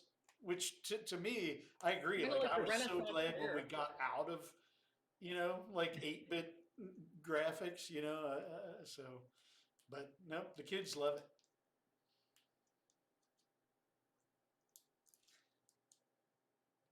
I say go. Like, just get going. Yeah. And if you're worried about like, oh, will people get this? Will this make sense? Like, will people like it? Like, in the creative part of it, what I say to myself is always just like, that's none of my fucking business right now. I make the thing that I like, not what other people will like. And then when it's made, then you can take feedback and suggestions and stuff, but don't let that stop you from creating it first. Yeah, because you'll never be certain about that. Like, if anybody, William Goldman, right, who we saw the scenes from the Princess Bride earlier today, he wrote a book called Adventures in the Screen Trade, which is a really good book, but it's not like an instructional book on how to make it in the movies. It's just like his life in the movies. But the refrain of that book is nobody knows anything. Right. And it is not wrong. And like if people knew what people liked, there wouldn't be, I mean, like Bryce and Kevin wouldn't have a podcast, right? Because every movie would make money, every book, and I've seen so many books fail. I've seen so many books that shouldn't have succeed.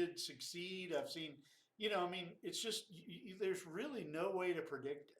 So just the main thing and the main reason I think to do stuff you like is sustainability, right? Because for years of your career, there is likely to be very little positive feedback, right? And so if you have not sort of trained your body and brain to please itself with what you do not stand a chance after graduate school.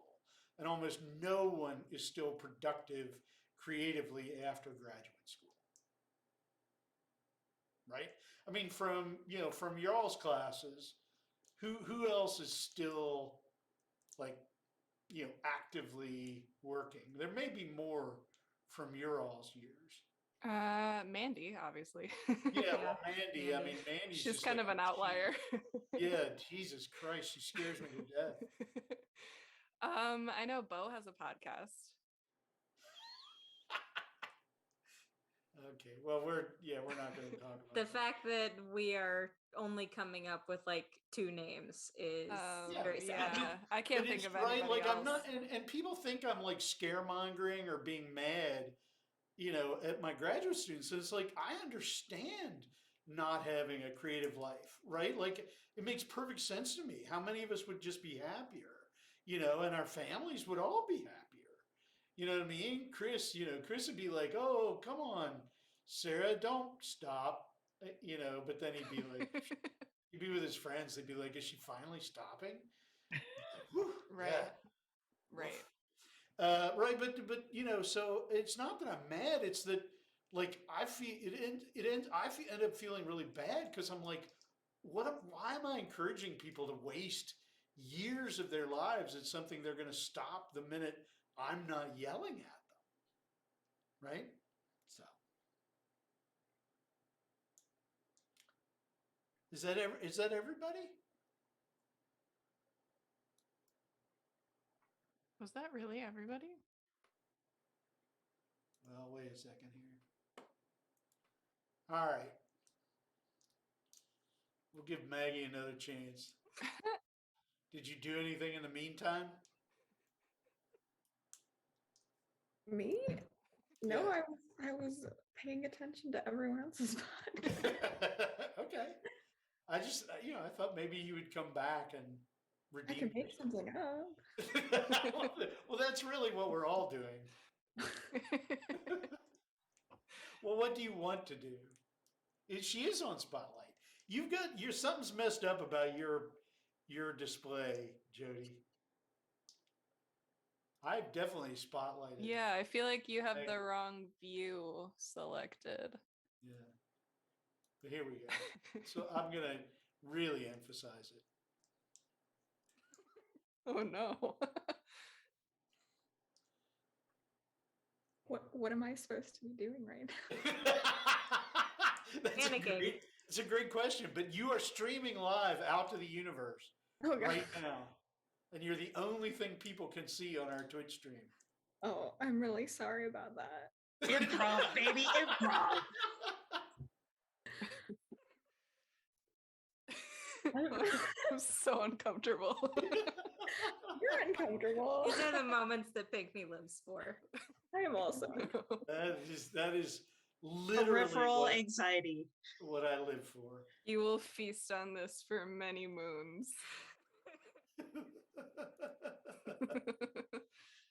All right, there we go.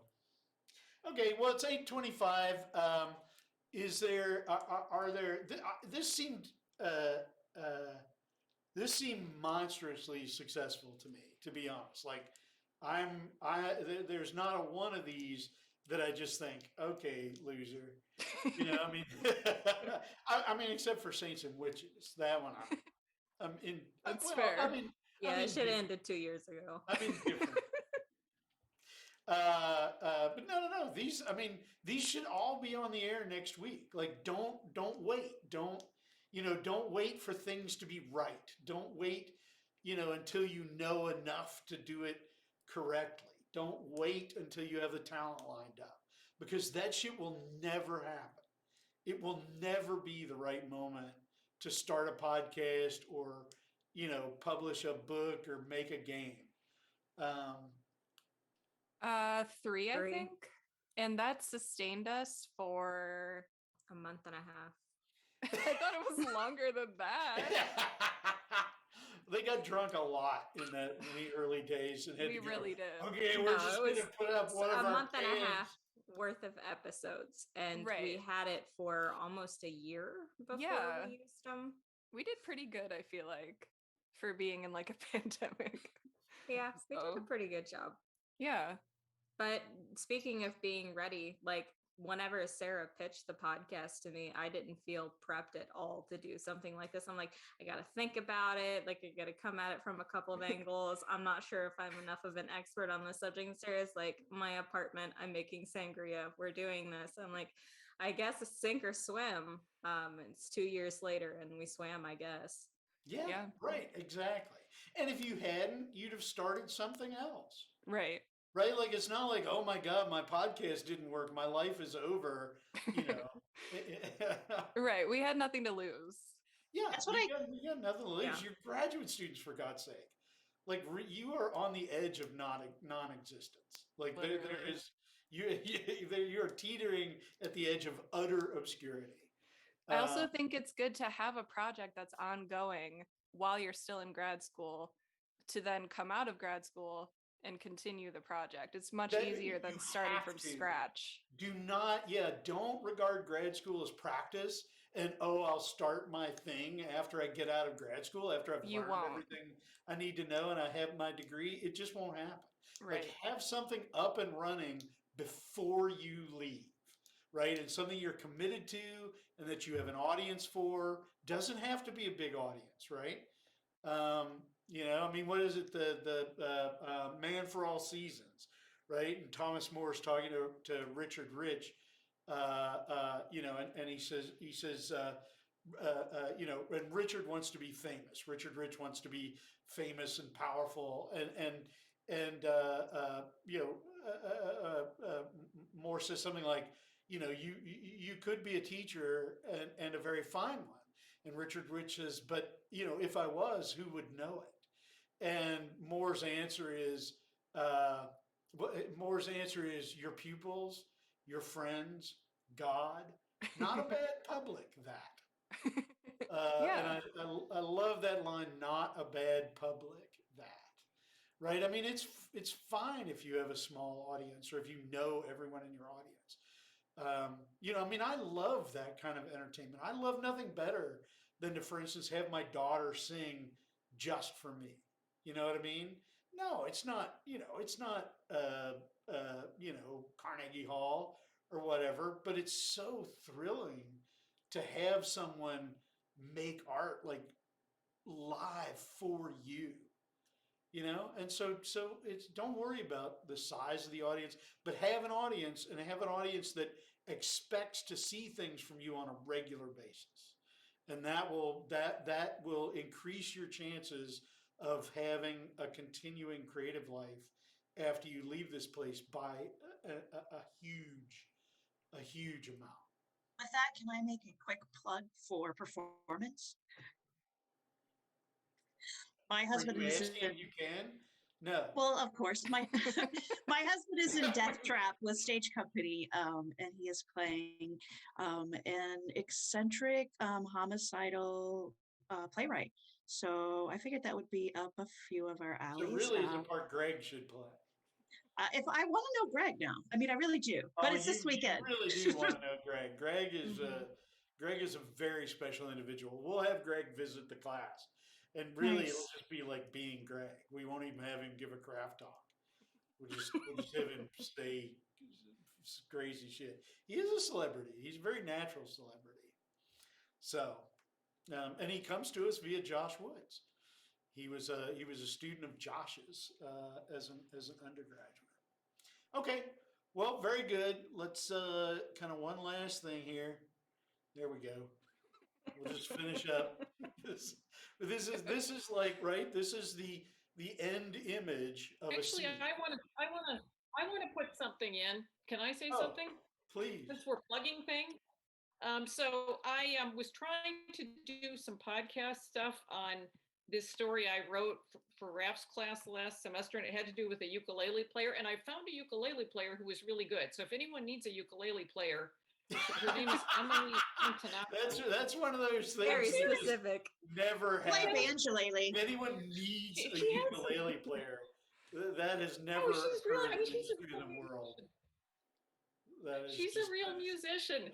Emily Antonacci, she lives in Peoria, and she has Yeah, like Jody, a producer, well, and they have other music. I wanted to put that out there. I was very pleased with the results. Thank you. I appreciate that. Okay.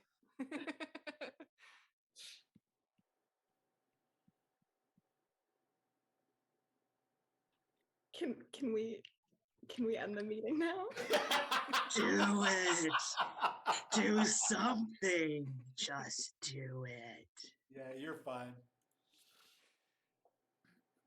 Let me remove the spotlight. There we go. Okay. Well, very good. So next week, what I want you to do is, well, it may actually end up being 2 weeks from now because we're going to have a guest, and I may want to do some sort of special stuff to show our guest how remarkable my students are.